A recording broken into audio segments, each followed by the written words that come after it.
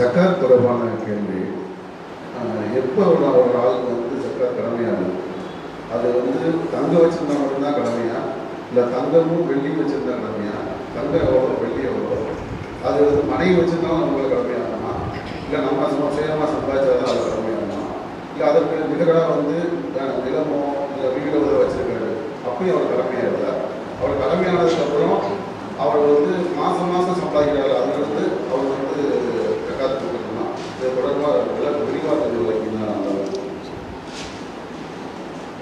அதாவது ஜக்காத்து சம்பந்தமாக பல்வேறு கேள்விகள் உள்ளடங்கிய ஒரு கேள்வியை அவங்க கேட்டிருக்கிறாங்க. அதில் மிக முக்கியமாக ஒருவர் எப்பொழுது ஜக்காத்து கொடுக்க வேண்டிய நிலையை அடைகிறார், எவ்வளவு சொத்து இருந்தால் அல்லது எவ்வளவு நகை இருந்தால் அவர் ஜக்காத்து கொடுக்கணும், இது ஒரு கேள்வியை கேட்டிருக்கிறாங்க.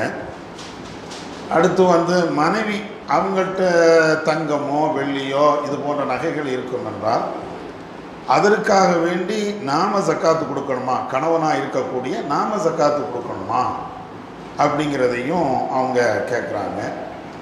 இது அல்லாமல் வருமானத்திற்கு நம்ம ஜக்காத்து கொடுத்துட்ருக்குறோம், மாதம் மாதம் ஒரு வருமானம் வருகிறது, இந்த வருமானத்திற்கெல்லாம் நாம் ஜக்காத்து கொடுத்துக்கிட்டே இருக்கணுமா அப்படின்னு சொல்லி அது தொடர்பான பல்வேறு தகவல்களை அவங்க கேட்டுக்கிறாங்க.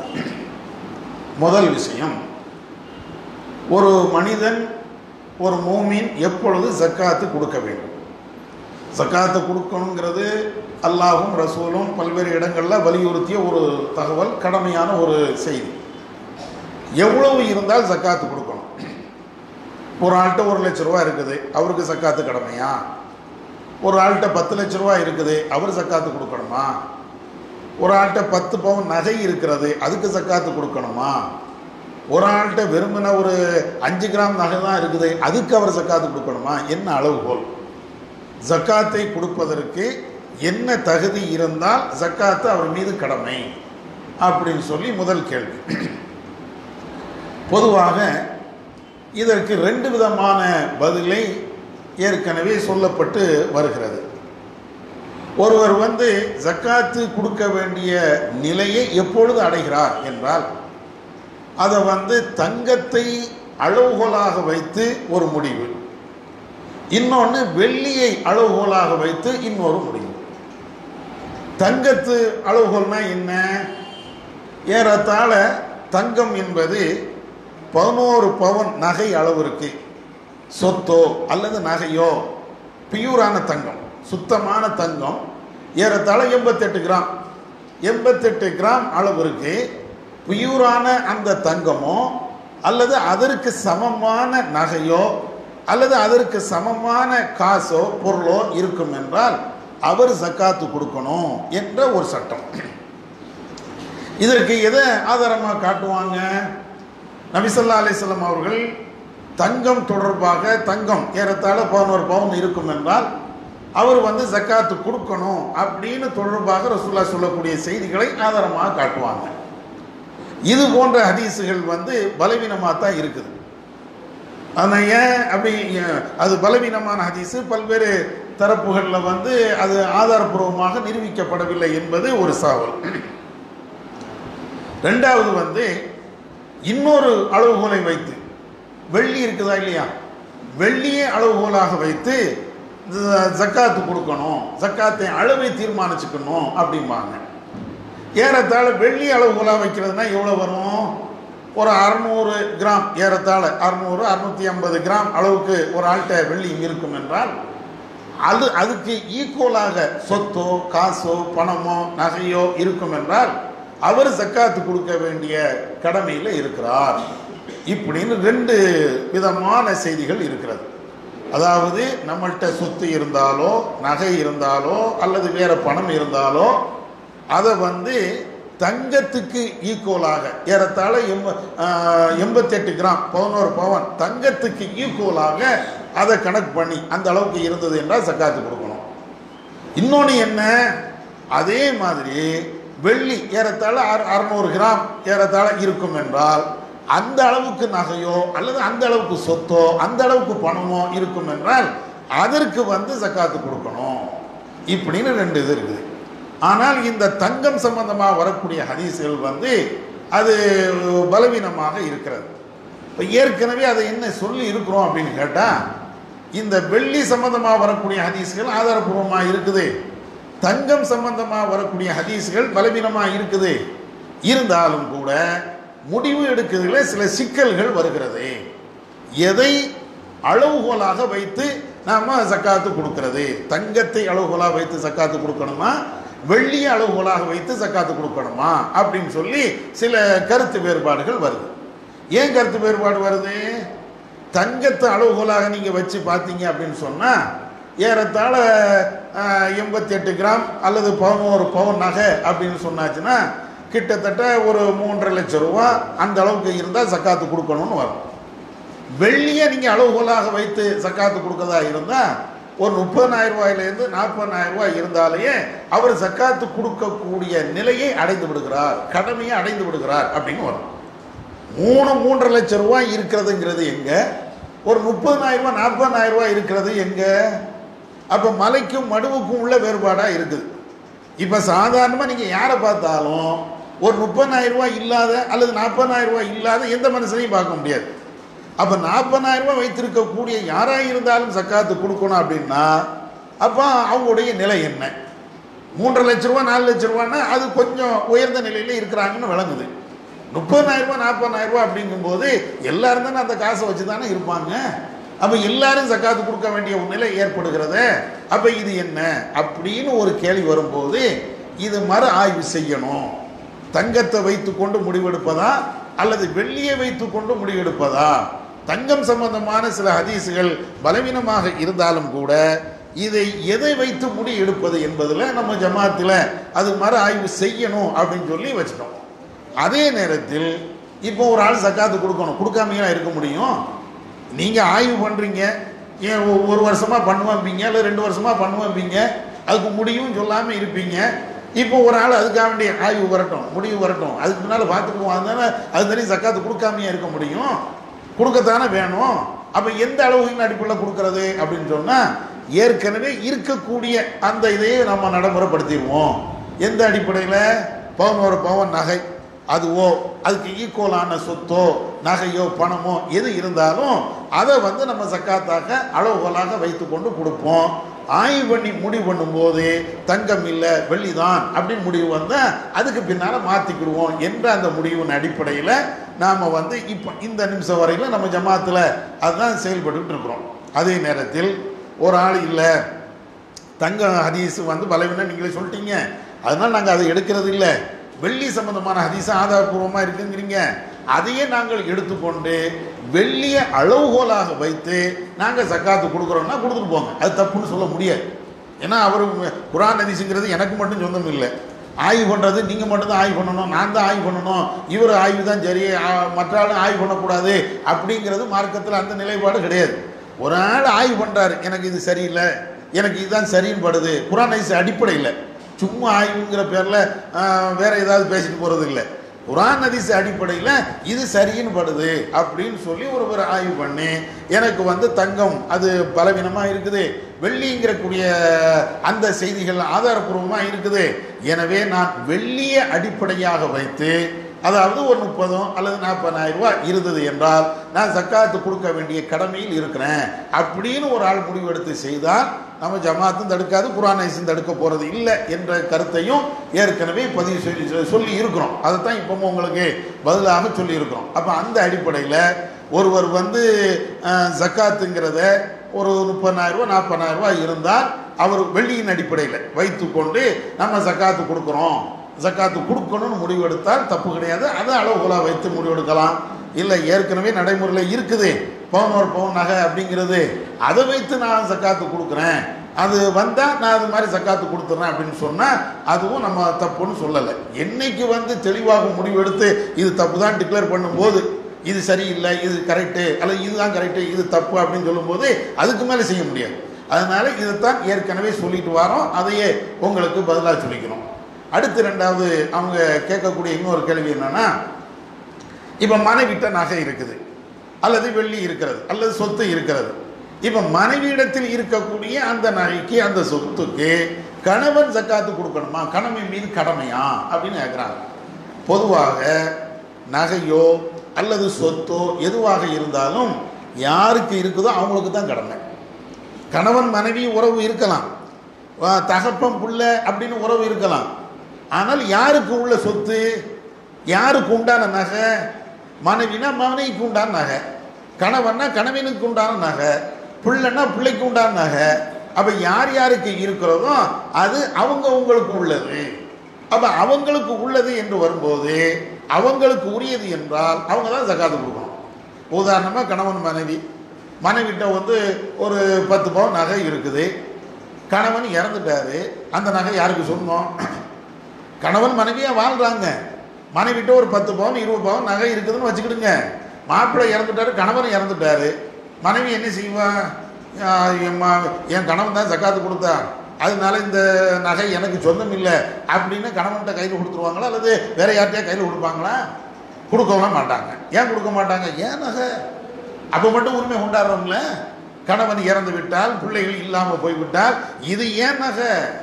என் மாப்பிள்ளை வாங்கி தந்தாலும் இது எனக்காண்டி வாங்கி தந்தது, எங்க வாப்பா எனக்கு வாங்கி தந்தாலும் எனக்காண்டி வாங்கி தந்தது அப்படின்னு சொல்லி பிள்ளைகள், மனைவி எல்லாரும் உரிமை கொண்டாடுறாங்கல்ல. அப்ப நகைக்கு யார் உரிமை கொண்டாடுறாங்களோ அவங்க தான் அதுக்கு பொறுப்புதாரி. எதுக்கு? ஜக்காத்து கொடுக்கறதுக்கும். நம்ம கொடுக்கணும், நம்மளுக்கு கடமை இல்லை. மனைவிடத்தில் இருந்தால் மனைவி கடமை, நம்மள்கிட்ட இருந்தால் நமக்கு கடமை. அதனால யாருக்கு உரியது என்று நீங்க தீர்மானிச்சுக்கிட்டீங்கன்னா ஜக்காத்து கடமை யாருக்கு உள்ளது அப்படின்னு முடிவு எடுத்துக்கலாம். இதுல இன்னொரு சிக்கலும் வரும். என்ன வரும்? உதாரணமா கணவன் மனைவி அப்படின்னு இருக்கும்போது நம்ம வீட்டுக்கு தான் நகை வாங்கிக்கிடுவோம் அப்படின்னு வாங்கி மனைவிக்கு இரவலா கூட கொடுப்போம். இரவல் அன்பளிப்பா கொடுக்கறதுங்கிறது வேற. அன்பளிப்பா கொடுத்துட்டோம்னா மனைவிக்கு உள்ளதுதான். நீங்க தலா கூட்டாலும் திரும்ப வாங்க முடியாது. மனைவிக்கு நீங்க அன்பளிப்பா ஒரு 10 பவுன் நகையை கொடுத்துட்டீங்கன்னு வைங்களேன், தலா கூட்டுட்டீங்க, மனைவி இருக்கிறா, நான் போட்ட நகை திரும்ப தானே, இது தந்துட்டு இல்லை, அன்பளிப்பு திரும்ப எப்படி வாங்க முடியும் அப்படின்னு வந்துடும். அதே நேரத்தில் மனைவி தான் சரி இருந்தாலும் நான் ஒரு நகை வாங்குறேன், நீ சும்மா போட்டுக்க, அதே நேரத்தில் நான் கேட்டால் திரும்ப தந்துடணும், இரவலா தான் உனக்கு நான் தாரேன் அப்படின்னு சொல்லி மனைவிட்ட கொடுத்துட்டோம் அப்படின்னா இப்போ உரிமை யாருக்குள்ள உரிமைன்னு ஆகுது? கணவனுடைய நகை. கணவன் தான் விருப்பப்பட்டு மனைவிக்கு கொடுக்குறாங்க. மனைவிக்கு கொடுக்கும்போது அது மனைவிக்கு சொந்தமானது இல்லை, கணவனுக்கு சொந்தமானது. மனைவி இரவலா வாங்கிக்கிட்டாங்க, இந்த அடுத்த வீட்டுல இருந்து இரவலா வாங்கி போடுவோமா இல்லையா? அதுக்கு நம்ம ஜக்காத்து கொடுக்க மாட்டோம்ல. அதே மாதிரி கணவன்கிட்ட இருந்து நம்ம இரவலா ஓசிக்கு அந்த உரிமையில வாங்கி இருக்கிறோம். ஆனால் சொத்து நமக்கு உள்ளது இல்லை, அந்த நகை நமக்கு உள்ளது இல்லை அப்படின்னு வழங்குது. இப்படி இருக்கும்போது கணவன் தான் அந்த நகைக்கு ஜக்காத்து கொடுக்கணும். வழங்குச்சா உங்களுக்கு? அப்ப அதனால நகை மனைவி வைத்திருந்தாலோ, நகை கணவன் வைத்திருந்தாலோ, அது கணவனுடைய நகையை மனைவி வைத்திருந்தாலும், மனைவியினுடைய நகையை கணவன் வைத்திருந்தாலும் அது யாருக்கு உரியது? இதுதான் பார்க்கணும். மனைவிக்கு உரியது என்றால் மனைவி ஜக்காத்து கொடுக்கணும், கணவனுக்கு உரியது என்றால் கணவன் ஜக்காத்து கொடுக்கணும். அப்படி அவங்களுக்கு தான். நகைக்கு மட்டும் இல்லை, சொத்தா இருக்கட்டும், எதா இருக்கட்டும். அது மாதிரி அடுத்தமோ அதில் என்ன கேள்வி வரும்னு அவங்க கேட்காம இருந்தாலும் அதுல இன்னொரு கேள்வி வரும், நடைமுறையில் உள்ளது. இப்போ மனைவி நம்ம இஸ்லாமிய குடும்பத்தை பொறுத்தவரையிலையும் பெரும்பாலும் பொம்பளைங்க யாரும் சம்பாதிக்கிறது இல்லை, நம்ம தான் சம்பாதிப்போம். எதா இருந்தாலும் ஆம்பளைங்க சம்பாதிப்பாங்க, பொம்பளைங்க என்ன செய்வாங்க? நம்முடைய சம்பாத்தியத்தில் மகளாக இருந்தால் தகப்பனுடைய சம்பாத்தியம், மனைவியாக இருந்தால் கணவனுடைய சம்பாத்தியம், இப்படி வண்டி ஓடிக்கிட்டே இருக்கும். மனைவி நகையெல்லாம் போட்டிருப்பாங்க, 100 பவுன் நகை போட்டிருப்பாங்க. போட்டு இருந்தாலும் வருமானம் வந்தால் தானே ஜக்காத்து கொடுக்குறது. அப்போ கணவன்கிட்ட இருந்து உள்ள வருமானத்தில் தானே அவங்களே சாப்பிட்டுட்டு இருக்கிறாங்க. அல்லது உம்மாவா இருப்பாங்க, பிள்ளைகளுடைய வருமானத்தில் உம்மா வாழ்ந்துக்கிட்டே இருப்பாங்க. அதே நேரத்தில் நகை நிறைய வச்சிருப்பாங்க. அப்போ அவங்க எப்படி ஜக்காத்து கொடுக்கறது அப்படின்னா, ஒன்று அந்த நகையை விற்று ஜக்காத்து கொடுக்கலாம். மனைவி ஏன்னா வருமானம் இல்லை, வருமானம் இல்லைங்கிறது தான் மேட்ரு. ஆனால் நான் சொத்து இருக்குது, 100 பவுன் நகைகளே இருக்குது, அல்லது பெரிய ஏக்கர் கணக்கில் அல்லது லட்சக்கணக்கில் மதிப்புள்ள வீடுகளில் இருக்குது. அப்போ ஒன்று அதில் இருந்து அதை விற்று கொடுக்கணும். இல்லையா கணவன்கிட்ட இருந்து கேட்டு வாங்கி கொடுக்கலாம். இந்த மாதிரி நான் ஜக்காத்து கொடுக்க வேண்டியிருக்குது, என்கிட்ட ஒரு 20 பவுன் நகை இருக்குது, அதுக்கு இவ்வளோ ஜக்காத்து கொடுக்க வேண்டியிருக்குது, நீங்கள் தாங்க. மாப்பிள்ளைகிட்ட வாங்கி கொடுக்கலாம், பிள்ளைகிட்ட வாங்கி அம்மா கொடுக்கலாம், பிள்ளைகிட்ட வாங்கி அத்தா கொடுக்கலாம், அது தப்பு இல்லை. ஆனால் கடமை யாருக்குன்னு கேட்டால் யார் யாருக்கு சொத்து நகை இருக்குதோ அவங்க தான் அதை கொடுக்கணுமே தவிர அடுத்த ஆளுக்கு கடமை மாறாது. இதை புரியறதுக்கு இன்னொரு உதாரணம் சொல்றேனே. நமக்கு எல்லாம் தொழுகை கடமை. நமக்கு கடமைன்னா நம்ம தானே தொழுகிறோம். மனைவிக்காண்டி நம்ம என்னைக்கா தொழுகிறோமா? மனைவியா இருந்தாலும் மனைவி அவளுக்கு தொழுகை கடமை, அது தனியாக அவங்க தான் தொழணும். நமக்கு கடமைன்னா நம்ம தான் தொழணும். வாப்பாவுக்கு கடமைன்னா வாப்பா தான் தொழணும். உம்மாவுக்கு கடமைன்னா உம்மா தான் தொழணும். உம்மாவுடைய கடமையை நான் நிறைவேற்ற முடியாது, என்னுடைய கடமையை உம்மா நிறைவேற்ற முடியாது. அவங்கவுங்களுக்கு உண்டான கடமையை அவங்கவுங்க நிறைவேற்ற. இது எப்படி அழகா புரியும்? இதை மாதிரி புரிந்து கொள்ளலாம். அப்ப இந்த அடிப்படையில் எந்த கடமையாக இருந்தாலும் அவங்க செய்யணும் அப்படிங்கிறத நம்ம விளங்கி கொள்ளணும். இதே மாதிரி இந்த ஜக்காத்து தொடர்பாக கடைசியில் அவங்க இன்னொரு விஷயத்தையும் கேட்டாங்க. என்ன கேட்டீங்க? அதில் லாஸ்ட்ல வருமானத்துக்கு ஜக்காத்து உண்டா அப்படின்னு கேட்டாங்க. ஆமாம், வருமானங்கிறது நம்முடைய வரவு தானே. அது வரவு தானே. வருமானம்ங்கிறது நம்முடைய வரவு. உதாரணமாக நம்ம ஒரு நிசாபை ஜக்காத்து கொடுக்கக்கூடிய ஒரு நிலையை நாம் அடைந்து விட்டோம் என்றால் அதற்கு பின்னால் எவ்வளோ வந்தாலும் அதற்கு நம்ம ஜக்காத்து கொடுக்கத்தான் வேணும். 10 லட்ச ரூபா இன்னைக்கு என் கையில் இருக்கிறது, நாளைக்கு ஒரு 10,000 ரூபா வருது. 10 லட்ச ரூபாய்க்கு நான் கொடுக்க வேண்டிய நிலை இருக்கிறேன் என்றால் இந்த 10,000 ரூபா அடுத்தாக்கில் வருது என்றால் அதுக்கு நான் ஜக்காத்து கொடுக்கத்தான் வேணும். ஏன்னா அது வரவு.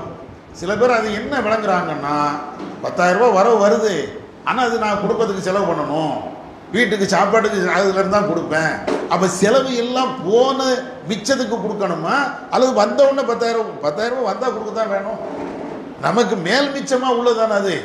ஏற்கனவே 10 லட்ச ரூபா நான் வச்சிருக்கிறேன். இப்போ எனக்கு வரக்கூடிய வரவு என்பது அதையும் தாண்டி கூடுதல் வரவு. ஏன் 10 லட்ச ரூபாயில சாப்பிட முடியாதா? இன்னைக்கு 10,000 ரூபாய் வரலன்னு வைங்களேன், இன்னைக்கு மத்தியானம் சாப்பிடணும். எதுலேருந்து சாப்பிடுவோம்? 10,000 ரூபாய் இன்னைக்கு வரவு வரல, ஆனால் ஆல்ரெடி 10 லட்ச ரூபாய் என்கிட்ட இருக்குது. இன்னைக்கு சாப்பிடணும், அல்லது இந்த மாதம் சாப்பாடு உணவு தேவை அல்லது வீட்டு வாடகை ஏதாவது நம்ம செய்ய வேண்டி இருக்குது. எதுலேருந்து கொடுப்போம்? 10 லட்ச ரூபாயிலேருந்து தான் கொடுப்போம். நம்முடைய சொத்துல இருந்து தான் கொடுக்குறோம். அதுக்கு பின்னால் வரவு வந்தால் வரவையும் சேர்த்து கொடுப்போம். அதனால இவைகள் அனைத்துமே நம்முடைய வரவு என்று வந்ததற்கு பின்னாடி நாம் அவைகளுக்கெல்லாம் ஜக்காத்து கொடுக்கத்தான் வேணும். எதெல்லாம் வரவாக வருகிறதோ அதுக்கெல்லாம் நம்ம ஜக்காத்து கொடுத்துட்டா அது போதுமானது. ஆனால் அதில் இன்னொன்னையும் நம்ம கவனிக்கணும். என்ன கவனிக்கணும்? இப்போ மாதம் எனக்கு 10,000 ரூபா வருது அல்லது 20,000 ரூபா வருகிறது. இதுக்கு நான் ஜக்காத்து கொடுத்துட்டேன். இந்த மாதம் ஒரு 10,000 ரூபா வந்துச்சுன்னு வைங்களேன், ஜக்காத்து கொடுத்துட்டேன். அந்த 10,000 ரூபா என்கிட்ட சேமிப்பாக இருக்குது. இந்த சேமிப்பை என்ன செய்கிறேன்? அடுத்தாக்கில் ஒரு 10 கிராம் நகையை வாங்குறேன். அந்த நகைக்கு ஜக்காத்து கொடுக்கணுமா? அது கொடுக்க தேவையில்லை. அதாவது ஜக்காத்து கொடுத்த ஒரு பணம் இருக்கிறது. 1 லட்ச ரூபா இருக்குதுங்க. இந்த 1 லட்ச ரூபாய்க்கு நான் ஜக்காத்து கொடுத்துட்டேன். இப்போ ஜக்காத்து கொடுக்கப்பட்ட இந்த 1 லட்ச ரூபா இப்போ என்கிட்ட பீரோவில் இருக்குது. இந்த 1 லட்ச ரூபாயை எடுத்து நான் ஒரு நிலத்தை வாங்குறேன் அல்லது நகையை வாங்குறேன். இப்போ அந்த நிலத்துக்கும் அந்த நகைக்கும் ஜக்காத்து உண்டான ஜக்காத்து தேவையில்லை. ஏன் தேவையில்லை? ஆல்ரெடி ஜக்காத்து கொடுக்கப்பட்ட அந்த முதல்ல இருந்துதான் இப்போ நான் நிலம் வாங்கியிருக்கிறேன். ஜக்காத்து கொடுக்கப்பட்ட அந்த தொகையில் இருந்துதான் இப்போ நான் நகை வாங்கிட்டேன்.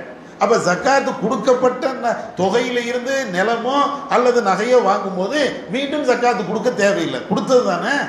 இன்னொரு வார்த்தையில் சொல்ல போனால் என்கிட்ட 1 லட்ச ரூபா இருக்குது, அதுக்கு நான் ஜக்காத்து கொடுத்துட்டேன். அந்த ஜக்காத்து என்பது கொடுக்கப்பட்ட அந்த பணம் என்பது நகையாக மாறி இருக்கிறது அல்லது நிலமாக மாறி இருக்கிறது. அவ்வளோதான்.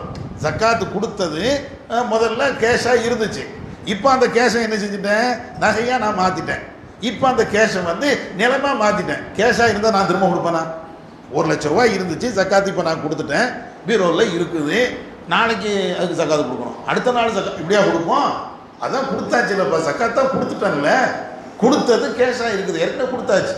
இப்போ எப்படி அப்படி நம்ம புரிந்து கொள்வோமோ அதே மாதிரி அந்த நகை அந்த கேஷ் என்பது மீண்டும் ஒரு நகையாக அல்லது வேறு ஒரு சொத்தாக அது மாறிவிட்டது என்றால் அதுக்கு நம்ம ஜக்காத்து கொடுக்க தேவையில்லை.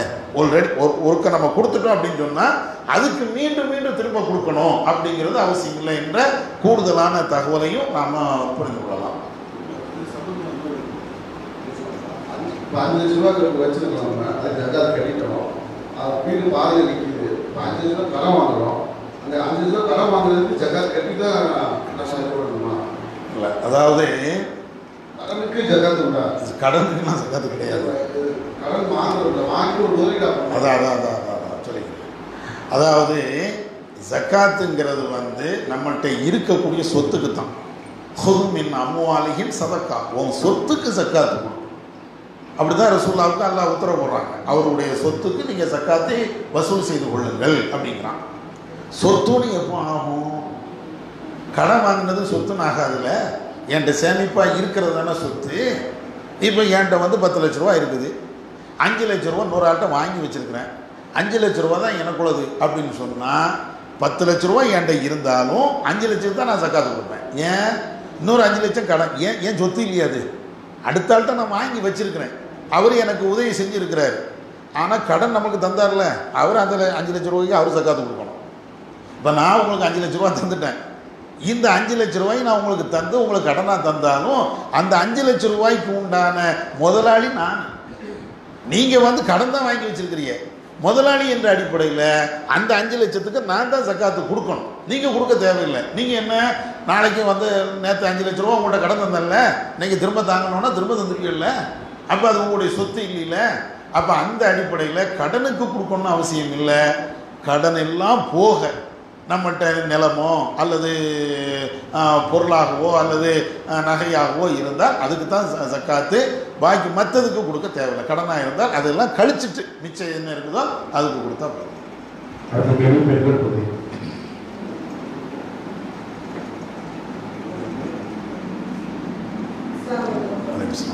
உட்காந்துட்டே கிளம்புமா? சரி. 2017 வருஷம் நோன்பு பெருநாளா அல்லது ஞாபகம் இல்லை, தலைமை காட்சி திரை சம்பந்தமா முறைப்பாடான கருத்து சொல்லும்போது நம்ம ஜமாத்தோட இருந்து நம்ம ஒரு நாள் தான் கொண்டாடணும். சென்ற ஆண்டு ரமலான்ல திரை பார்க்கப்பட்ட தினமும் இன்னைக்கு இருக்கக்கூடிய இன்ஃபர்மேஷன் டெக்னாலஜியில நம்ம ஒரு ஆர்ப்பாட்டம்னா உடனடியாக வாட்ஸ்அப் மூலமா ஃபேஸ்புக் மூலமா உடனடியாக மக்களை கூட்டம் கொடுக்கும்போது பெருநாள் எழுதுவதற்கு ஏற்பட்டிருந்தது அவ்வளோ கஷ்டமான காரியமா?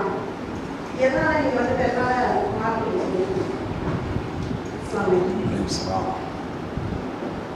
அதாவது கடந்த ரமலான் மாதத்தில் பெருநாள் பிறையினுடைய தகவல் வந்ததற்கு பின்னாலேயும் அந்த நாளில் நோன்பு நோக்க வேண்டாம் என்று சொல்லி ஒரு நாள் லேட்டாக பெருநாள் கொண்டாடுங்க நீங்கள் அறிவிச்சிங்களே, என்ன காரணம்?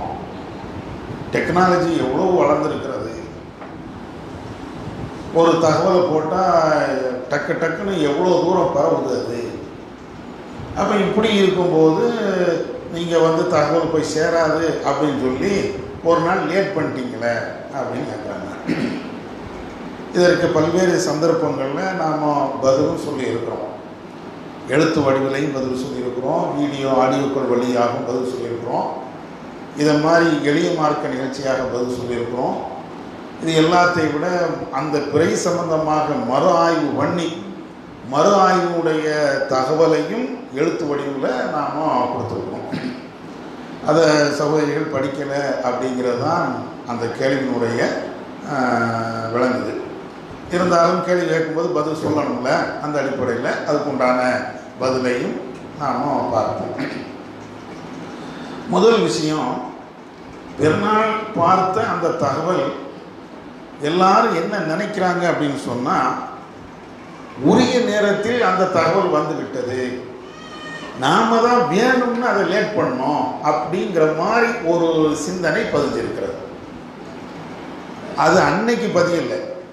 காலம் போக போக நிறைய விஷயங்கள் மனுஷன் மறந்துடுவோம்ல. இப்போ நிறைய மறதி மனுஷனுக்கு இருக்குது. அந்த மறதியை சில பேர் பயன்படுத்திக்கிட்டு இதை கிளப்பி விடுறாங்க. அந்த அடிப்படையில் பெருநாள் பிறை பார்த்த தகவல் கழிஞ்ச நோம்புல எப்போ வந்துச்சு? மகரிபில் வந்துச்சா, இஷாவில் வந்துச்சா, ஒரு 9 மணிக்கு வந்துச்சா, அல்லது ஒரு 10 மணிக்கு வந்துச்சா? வரல. எத்தனை மணிக்கு வருது? ஆதாரபூர்வமான தகவல் நடுநிசியில் வருது. அதுக்கு பின்னால் அதை கன்ஃபார்ம் பண்ணுறதுக்கு நைட்டு நடுநிசியெல்லாம் தாண்டி சகருடைய நேரத்தை நெருங்கிட்டு இருக்குது. இந்த நேரத்தில் வந்த ஒரு தகவலை எல்லாரும் எப்படி விளங்குறாங்கன்னா, என்னமோ மகரிபில் பிறை பார்த்து தகவல் நம்மளுக்கு வந்த மாதிரியும், நம்ம வேணும்னே அதை வந்து லேட் பண்ணிட்டோங்கிற மாதிரியும் இப்படி நம்ம செய்வோமா? இப்படி செய்கிறதுக்கா ஜமாத்து?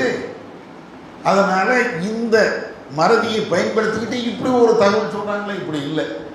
கடந்த ரமலான் மாதத்தில் நடுநிசையெல்லாம் தாண்டி தகவல் வந்ததுனால தான் முதல்ல அந்த தகவலை மக்கள்கிட்ட கொண்டு போய் சேர்க்க முடியுமா, எவ்வளோ டெக்னாலஜி இருந்தாலும் அது போய் சேர முடியுமா அப்படிங்கக்கூடிய ஒரு கேள்வி வந்து நம்ம வந்து முதல்ல நோன்பை விடுவோம், அதுக்கப்புறம் பெருநாள் கொண்டாடுவோம், அடுத்த நாள் பெருநாள் கொண்டாடுவோம்னு முடிவெடுத்தோம். இந்த நேரத்தில் அவங்க கேட்டதில் இன்னொன்று, டெக்னாலஜி தான் வளர்ந்துருச்சுங்கிறதுனால 3 மணிக்கா ஒருத்தன் வாட்ஸ்அப்பு பார்ப்பான், 2 மணிக்கா நைட்டு 2 மணிக்கா வாட்ஸ்அப் பார்ப்பேன், 24 மணி நேரம் இப்படி எப்போ நீங்கள் அறிவிப்பீங்க, எப்போ இப்படியா பார்த்துட்டு இருப்பாங்க. டெக்னாலஜி வளர்ந்துருச்சு, ஒன்றும் வேண்டாம், இது பெரிய விஷயமே கிடையாது. இப்போ நீங்கள் பையனுக்கு கேள்வி பதில் வாரிய ஒரு 2 மணி நேரம் 3 மணி நேரம் நான் உட்காந்துருக்குறீங்க, ஒரு தகவல் உங்களுக்கு வாட்ஸ்அப்பில் வருது, பார்த்துட்டே இருப்பியா? பயானு கேட்பீங்களா, வாட்ஸ்அப்பில் பார்ப்பீங்களா? டெக்னாலஜி வளர்ந்துருச்சு. நான் ஒரு செய்தியை போட்டேனே, ஏன் நீ உடனே பார்க்கலன்னு உங்கள்கிட்ட கேட்டால் நீங்கள் என்ன பதில் சொல்லுவீங்க?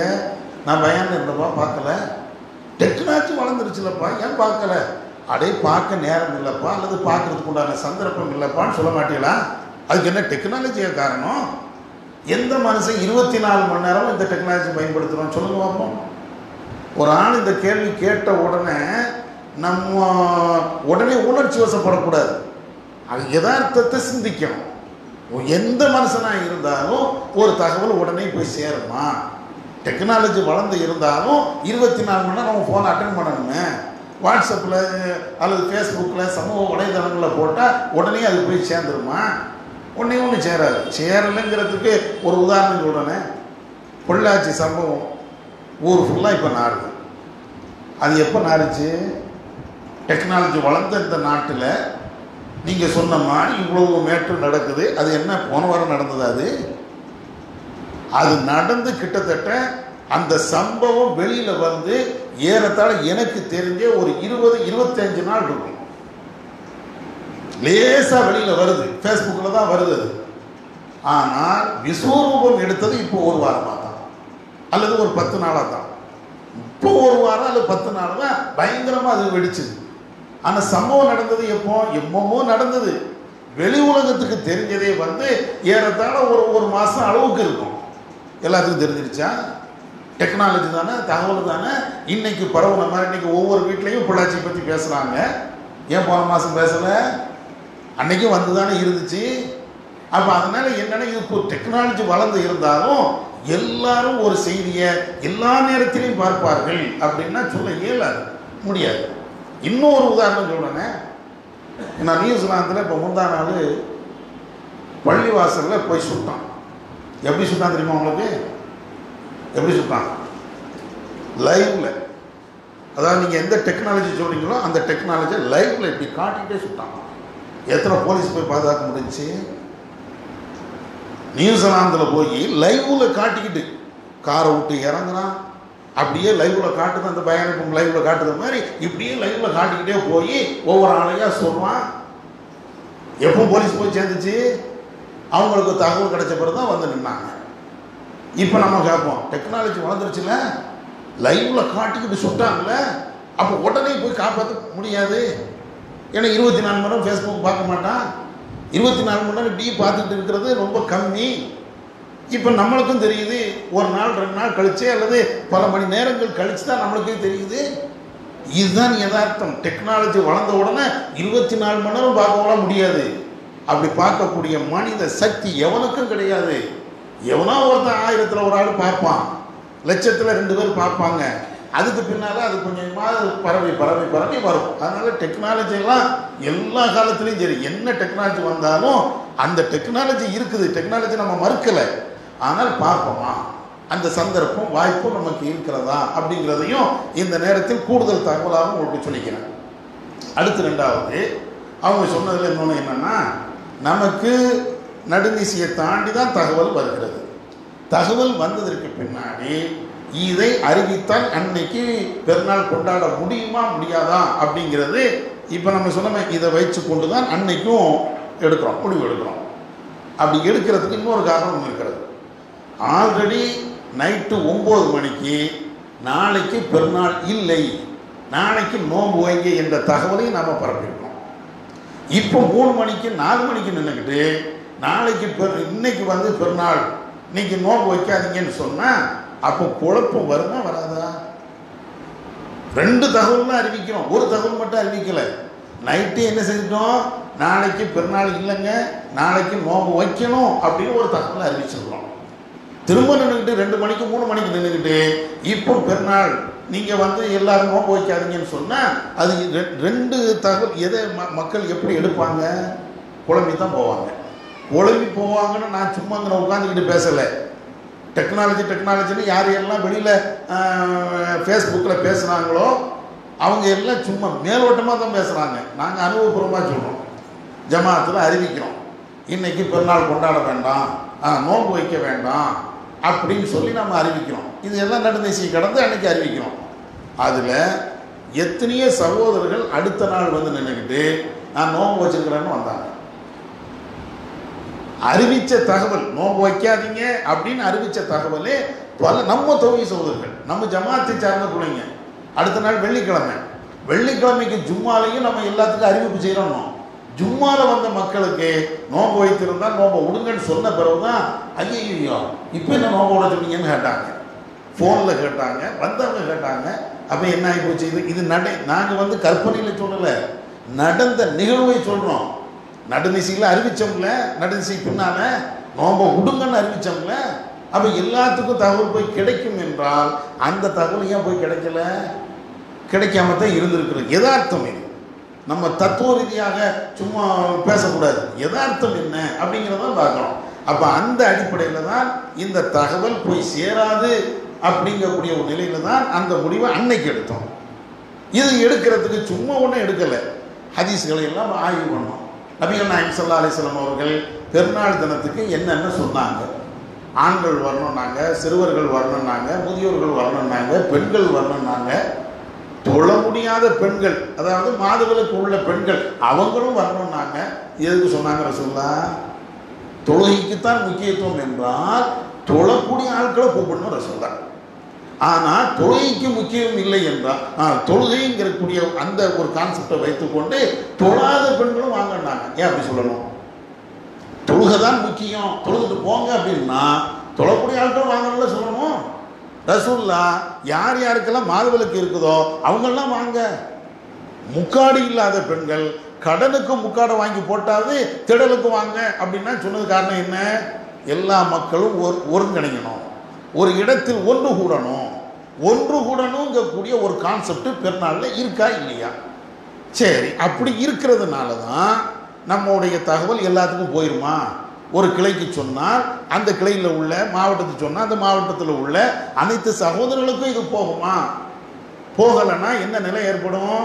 சிவாசி கிளையில் 4 பேர் பெருநாள் கொண்டாடுவீங்க, இன்னும் 4 பேர் பெருநாள் இல்லாமல் இருப்பீங்க. பெருநாள் தொழுகை எப்போ தொழுவோம்? காலைல 7 மணிக்கு தொழுவோம்ல, 7, 7:30க்கு சீக்கிரமாக தொழுவோம்ல. அப்போ சில பேருக்கு தெரிஞ்சவங்க வந்துடுவாங்க, தெரியாதவங்க அப்போ அவங்க என்ன செய்யணும்? தகவல் போய் சேராமல் இருந்திருக்கிறாங்களே சில பேர், அப்போ அவங்கெல்லாம் என்ன செய்வாங்க? அப்போ இது எல்லாத்தையும் கருத்தில் கொண்டு ஹதீஸின் அடிப்படையில் ரசூலுல்லாஹ் சொன்னது நோன்பை விடன்னு சொல்லிட்டாங்க. சாயந்தரமாக இருந்தால் கூட நோன்பை விடுங்கன்ட்டாங்க. அப்படி தான் ஹதீஸில் இருக்குது. அதே நேரத்தில் பெருநாளாக இருந்தால் நீங்கள் அடுத்த நாள் கொண்டாடுங்கன்னு சொல்லியிருக்கிறாங்க. அந்த அடிப்படையில் தான் அன்னைக்கு அது முடிவு எடுத்தோம். அதுக்கு அடுத்து மறு ஆய்வு திரும்பவும் பண்ணோம். மறு ஆய்வு பண்ணி முதல்ல இந்த பெருநாள் தொழுகையினுடைய நேரங்கள் என்ன அப்படிங்கிறதையும் பார்த்தோம். ஏன்னா அதுவும் பார்க்க வேண்டிய ஒரு நிலை இருக்கிறது. பெருநாள் தொழுகையுடைய நேரம் என்ன? இதுவரையும் நாம் நினச்சிட்டு இருக்கக்கூடிய நேரம் எது? சுபு தொழுத உடனே சூரியன் உதயமானதுக்கு பின்னாடி எவ்வளவு சீக்கிரம் அன்றைய தினத்தில் பெருநாள் தொழுகையை தொழ முடியுமோ அப்படி தொழுகணும். அதனால தான் ஒரு நேரத்தில் சுன்ன ஜமாத்தில் 9 மணி 10 மணி 11 மணி அப்படிலாம் தொழுவாங்க. நம்ம என்ன செய்வோம்? சில ஊர்களில் 6:30க்கு சூரியன் உதயமான 6:30க்கே தொழுவோம். அப்போ இங்கே எத்தனை மணிக்கு? 7:30க்கா? 7 மணிக்கு. இங்கெல்லாம் 7 மணிக்கு. சுன்ன ஜமாத்தில் குறைஞ்சபட்சம் 9 மணிக்கு மேலே தான். இப்போ நம்ம ஆரம்பத்துலேனா எந்த நிலையில் இருந்தோம் அப்படின்னு சொன்னால் அந்த தொழுகையினுடைய நேரம் ரொம்ப குறுகிய நேரம். 7 மணி 7:30 உள்ள 8 இதை மாதிரி உள்ள நேரத்தில் தொழுதணும் அப்படின்னு சொல்லிக்கிட்டு அதற்கு உண்டான ஹதீஸ்கள் எல்லாத்தையும் மக்கள்கிட்ட சொல்லி இதுவரையும் அப்படி தான் தொழுதணும். ஏன்னா அதுக்கு முன்னால் தொழுது முடிச்சிடணும் அப்படின்னு. இன்னும் சொல்லப்போனால் நம்ம சொல்லக்கூடிய ஹதீஸை வைத்து நிறைய சுன்ன ஜமாத் பள்ளிவாசலையும் இப்போ 7 மணிக்கு வைக்க வச்சுருந்தாங்க. ஆமாம், ஹதீஸ் அப்படி தான் இருக்குது, அவங்க நம்ம 11 மணிக்கு தொழுதெல்லாம் சரியில்லை அப்படின்னு வந்தாங்க. அப்போ இதையும் நம்ம மறு ஆய்வு பண்ணும்போது அப்போ ஆல்ரெடி இந்த முடிவில் இருந்தோம். அதாவது பெருநாள் தொழுகையுடைய நேரம் என்பது சுபஹ் முடிஞ்ச உடனேயே, சூரியன் உதயமான உடனேயே முதல்ல தொழுதுறணும். அந்த குறுகிய நேரம் தான், அதை தாண்டி தொழ முடியாது அப்படின்னு சொல்லி அந்த முடிவு ஏற்கனவே இருந்தது. இன்னும் சொல்ல போனால் சுன்ன ஜமாத்தை எவ்வளோ விமர்சனம் பண்ணோம். அது என்னப்பா 11 மணிக்கு நீ தொழுகிற, பெருநாள் தொழுகையை 12 மணிக்கு ஏன் தொழுகிற, 9 மணிக்கு ஏன் தொழுகிறேன்னு அவங்களெல்லாம் விமர்சனம் பண்ணோம். இப்படி விமர்சனம் பண்ணதுக்கு உண்டான காரணம் என்ன? பெருநாள் தொழுகைங்கிறது சுருக்கமான தொழுகை, அது சுருக்கமான நேரம், அது சீக்கிரமாக அதெல்லாம் இருந்ததுனால தானே இதை வெளியில் சொன்னோம், மக்கள்கிட்ட பரப்பணும். இப்போ மறு ஆய்வு பண்ணோம். அப்போ மறு ஆய்வு பண்ணும்போது பெருநாள் தொழுகையுடைய நேரம் என்பது ஒரு சுருங்கிய நேரம் இல்லை. சூரியன் உதயமானதில் இருந்து ஏறத்தாழ ஜவால், அதாவது லுஹருக்கு முன்னால் வரையிலையும் தொழலாம். அதற்கு உண்டான ஆதாரங்கள் எல்லாத்தையும் வச்சு பார்த்து தொழுகையினுடைய நேரம் இப்படி இருக்குது. ஆனால் தொழுகையினுடைய நேரம் இப்படி இதில் இருந்து இவ்வளோ நேரம் இருந்தாலும் சிறப்பு என்ன தெரியுமா? பெருநாள் தொழுகையும் முதல்ல தொழுவதுதான் சிறப்பு. முதல்ல தொழுவதுன்னா எப்படி? இப்போ 7 மணிக்கு தொழுகிறோமா இல்லையா, சூரியன் உதயமானோன்னு தொழுகிறோமா இல்லையா, இதுதான் சிறப்பு. தொழுகையினுடைய நேரம் கொஞ்சம் கூடுதலாக இருக்கிறது. ஏறத்தாழ 11 வரையும் தொழலாம். அந்த சவாலுக்கு முன்னாடி லுஹருக்கு முன்னால் வரையிலையும் பெருநாள் தொழுகையினுடைய நேரம் இருக்கிறது. ஆனால் சிறப்பு என்ன? முதல் வக்தில் தொழுவுதான். இப்போ உதாரணத்துக்கு புரிகிறதுக்காண்டி சொல்கிறேன்னே, லுஹரு வந்து ஒரு 12:30க்கு வாங்க சொல்கிறோம். 12:30க்கு வாங்க சொன்னால் 12:30லேருந்து தொழலாம். அசருக்கு முன்னால் வரையும் லுஹர் தொழலாம், அப்படி தானே? இப்போ சிறப்பு என்ன? முதல் வக்தில் தொழுகிறது, அதாவது அவ்வல் வக்து 12:30க்கு உடனே வாங்க சொல்லிட்டு அப்போ தொழுவது தானே சிறப்பு. இது பொதுவாக உள்ளது, நம்ம வழங்கியிருக்கிறோம். 2 மணிக்கு ஒரு ஆள் தொழலாம், 2:30க்கு ஒரு ஆள் வந்து தொழலாம், 12:30க்கு ஒரு ஆள் தொழுகிறாரு, அது சிறப்புங்கிறோம். ஒரு ஆள் லேட்டாக வந்து 2:30க்கோ 3 மணிக்கோ ஒரு ஆள் தொழுகிறாரு, சரி லோகருடைய நேரம் தான், அந்த வக்தி இருக்குது அப்படின்னு சொல்கிறோமா இல்லையா? அதே மாதிரி பெருநாளுடைய வக்தி என்பது சூரியன் உதயமானதில் இருந்து லொஹருக்கு முன்னால் வரையிலையும் அந்த நேரம் இருக்கிறது. ஆனால் சிறப்பு என்ன? முதல்ல தொழுவதுதான் சிறப்பு. இப்போ இதை மறு ஆய்வு முடிவெடுக்கிறோம். ஏன் முடிவெடுக்கிறோம் அப்படின்னு சொன்னால், போன பெருநாளில் இப்போ நீங்கள் கேட்டீங்கல்ல, இந்த நிலைக்கு வந்தது காரணம் என்ன? அப்போ நம்ம என்ன நிலையில் இருந்தோம் அப்படின்னு கேட்டால், பெருநாள் தொழுகையுடைய நேரம் ரொம்ப சுருக்கம். 7 மணிக்கு தொழணும், 8 மணிக்கு தொழணும். இப்போ 3 மணிக்கு நம்ம அறிவித்தா மக்களுக்கு எப்படி தகவல் போய் சேரும்? 8 மணிக்குள்ளே தொழ முடியுமா? மக்களுக்கு போய் தகவல் சேர முடியுமா? அதனால் இன்றைக்கி நோன்பு வைக்க தேவையில்லை, நோன்பு பெருநாள் தொழ தேவையில்லை, நோன்பை விட்டுட்டா போதுமானது, நாளைக்கு பெருநாள் தொழணும் என்று சொன்னது அந்த அந்த நிலையின் அடிப்படையில். இப்போ நம்ம பார்க்குறோம், இப்போ வந்து தொழுகை நேரம் தான் கூடுதலாக இருக்க மறு ஆய்வு பண்ணுறோம். மறு ஆய்வு பண்ணி தொழுகையினுடைய நேரம் தான் பெருசாக இருக்குது. அப்போ பெருசாக இருக்கும்போது 3 மணிக்கு அல்லது 2 மணிக்கு தகவல் வந்தாலும் கூட மக்களுக்கு அறிவித்து, நீ 7 மணிக்கு தொழணும் அவசியம் இல்லை, ஏன்னா தகவல் வந்து லேட்டாக வருது, நீங்கள் தொழுகை வந்து கொஞ்சம் தாமதப்படுத்திக்கலாம். தொழுகையுடைய நேரம் தக்க காரணம் இருக்கும்போது, எல்லா நேரத்தையும் தாமதப்படுத்துறது இல்லை. இப்போ மகரிப்புக்கு பெருநாள் அறிவிச்சிட்டாங்கன்னு வைங்களேன், அதுக்காண்டி நான் 12 மணிக்கு தான் பெருநாள் தொழுவேன்னு அப்படி தாமதப்படுத்த தேவையில்லை. தக்க காரணம், இதை மாதிரி பெருநாள் பார்த்த பிறை வந்து ரொம்ப தகவல் வந்து ரொம்ப லேட்டாக வருது, நம்மளும் மக்கள்கிட்ட போய் சேர்க்க முடியலை, அல்லது சேர்க்கிறதா இருந்தாலும் கொஞ்சம் டைம் தேவைப்படுகிறது அப்படின்னு சொன்னால் 7 மணிக்கு தொழுகிறத ஒரு 8 மணிக்கோ அல்லது 10 மணிக்கோ கொஞ்சம் லேட் பண்ணிக்கிடுங்க அப்படின்னு சொல்லி இப்போ முடிவு எடுத்து இதையும் எழுத்துப்பூர்வமாகவும் அல்லது இந்த வீடியோ மூலமாகவும் இதையும் எடுத்து சொல்லி இருக்கிறோம். அதனால இப்போ வந்து என்ன பிரச்சனை, ஏன் லேட் பண்ணீங்கன்னா ஹதீஸின் அடிப்படையில் ஒன்று செஞ்சால் அது தப்புன்னு ஆயிடுமா? மனோ இச்சையின் அடிப்படையில் செஞ்சால் தான் தப்பு. ஒரு ஹதீஸ் இப்படி இருக்க நான் அந்த ஹதீஸை நான் பின்பற்ற மாட்டேன் என்று சொன்னால் தான் அது தப்பு. ஒரு முடிவை ஹதீஸின் அடிப்படையில் எடுத்தால் அது எப்படி தப்புன்னு ஆகும்? இப்போ நம்ம ஜமாத்தை எதிர்க்கக்கூடிய பிறை சம்பந்தமாக எதிர்க்கக்கூடிய அத்தனை பேரும் எங்களுடைய உள்ளத்தை தோண்டி பார்த்த மாதிரி பேசுகிறாங்க.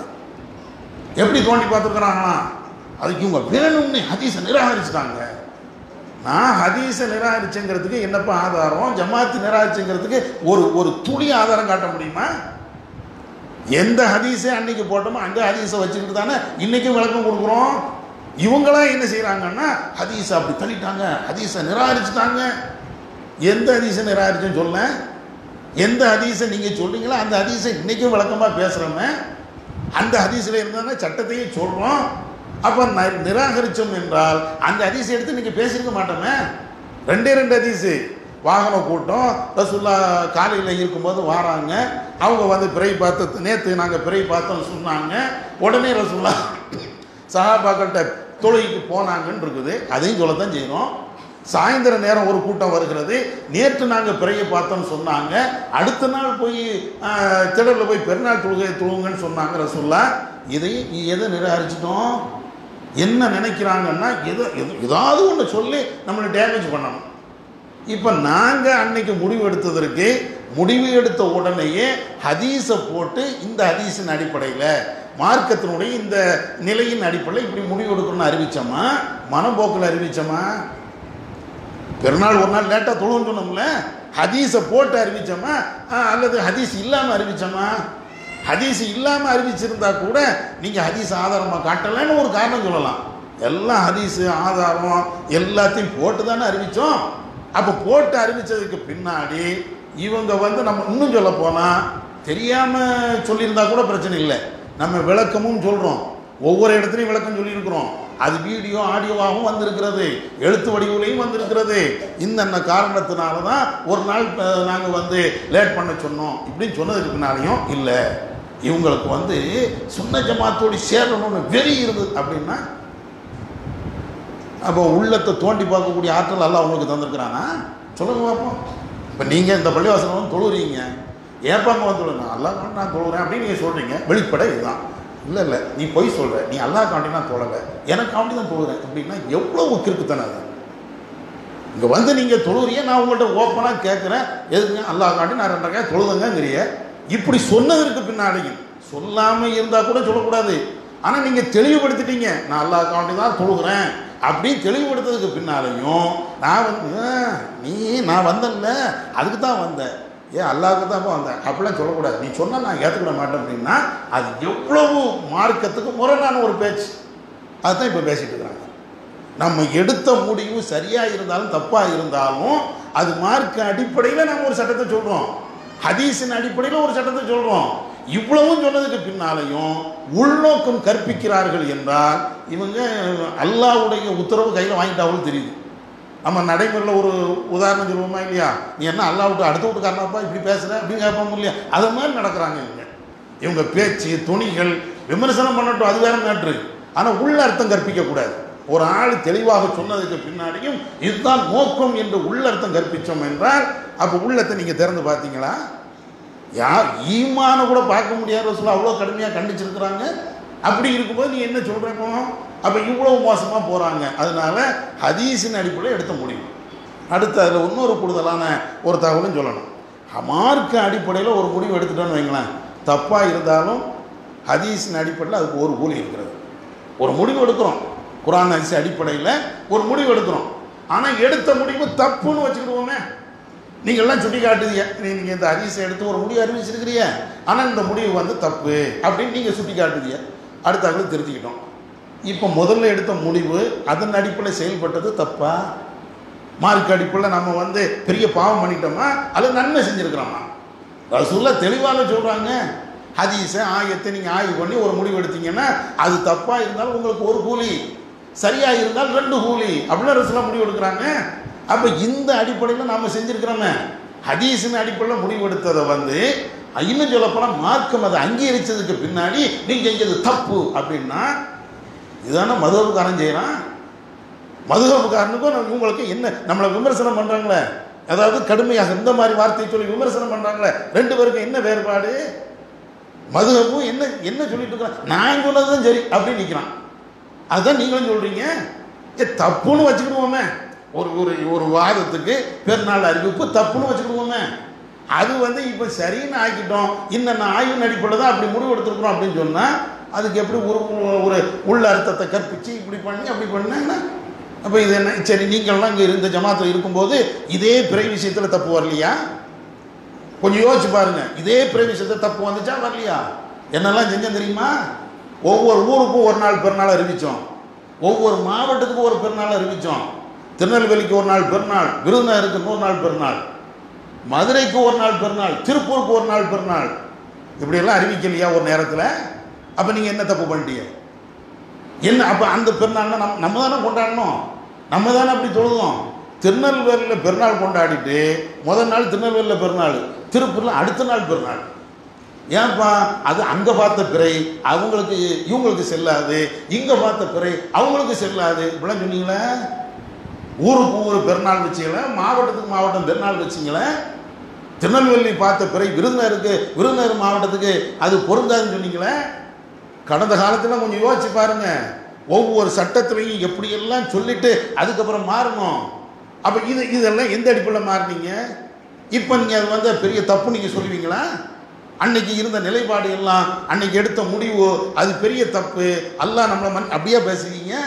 அது ஒரு ஆய்வின் அடிப்படையில், குர்ஆன் ஹதீஸின் அடிப்படையில் அது முடிவு எடுத்தோம். அன்னைக்கு அது சரிதான். அதுக்கு பின்னால் வேறு ஆய்வின் அடிப்படையில் அது சரியில்லை, அதுக்கு இந்த மாதிரி முடிவு எடுக்கணும், இப்படி தான் எடுப்போம். இது இங்கே நம்மளுக்கு மட்டும் இல்லை, எல்லா அறிஞர்கள்ட்டையும் வரக்கூடிய ஒன்று தான். அதனால தான் ரசூலுல்லாஹ் தெளிவாக சொல்லிட்டு போயிட்டாங்க, குர்ஆன் ஹதீஸை ஆய்வு பண்ணி நீ முடிவு எடுத்தால் தப்பாக இருந்தாலும் ஒரு கூலிங்கிறது அதுக்கு தான் சொன்னாங்க ரசூலுல்லாஹ். இல்லைன்னா ஆய்வே பண்ண முடியாது. யாரும் ஆய்வு பண்ணி எந்த சட்டத்தையும் சொல்லலாம் முடியாது. தப்பு வந்துடும்னா யார் ஆய்வு பண்ணுவீங்க? அப்போ அந்த அடிப்படையில் இது வந்து எந்த விதத்துலையும் நியாயம் இல்லை. அன்னைக்கு நம்ம குர்ஆன் ஹதீஸ் அடிப்படையில் தான் இந்த முடிவை எடுத்தோம். இப்பவும் குர்ஆன் ஹதீஸ் அடிப்படையில் தான் அந்த முடிவை உங்கள்கிட்ட பதிவு பண்ணியிருக்கோம்.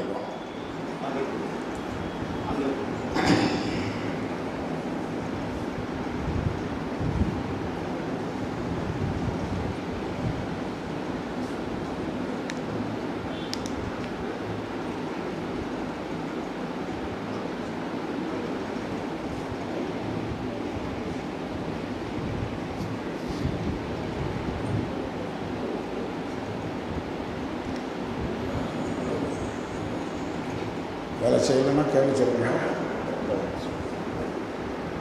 இல்லை, சும்மா கேள்வி சொல்லி நான் பிரச்சனை சொல்லிக்கிறேன்.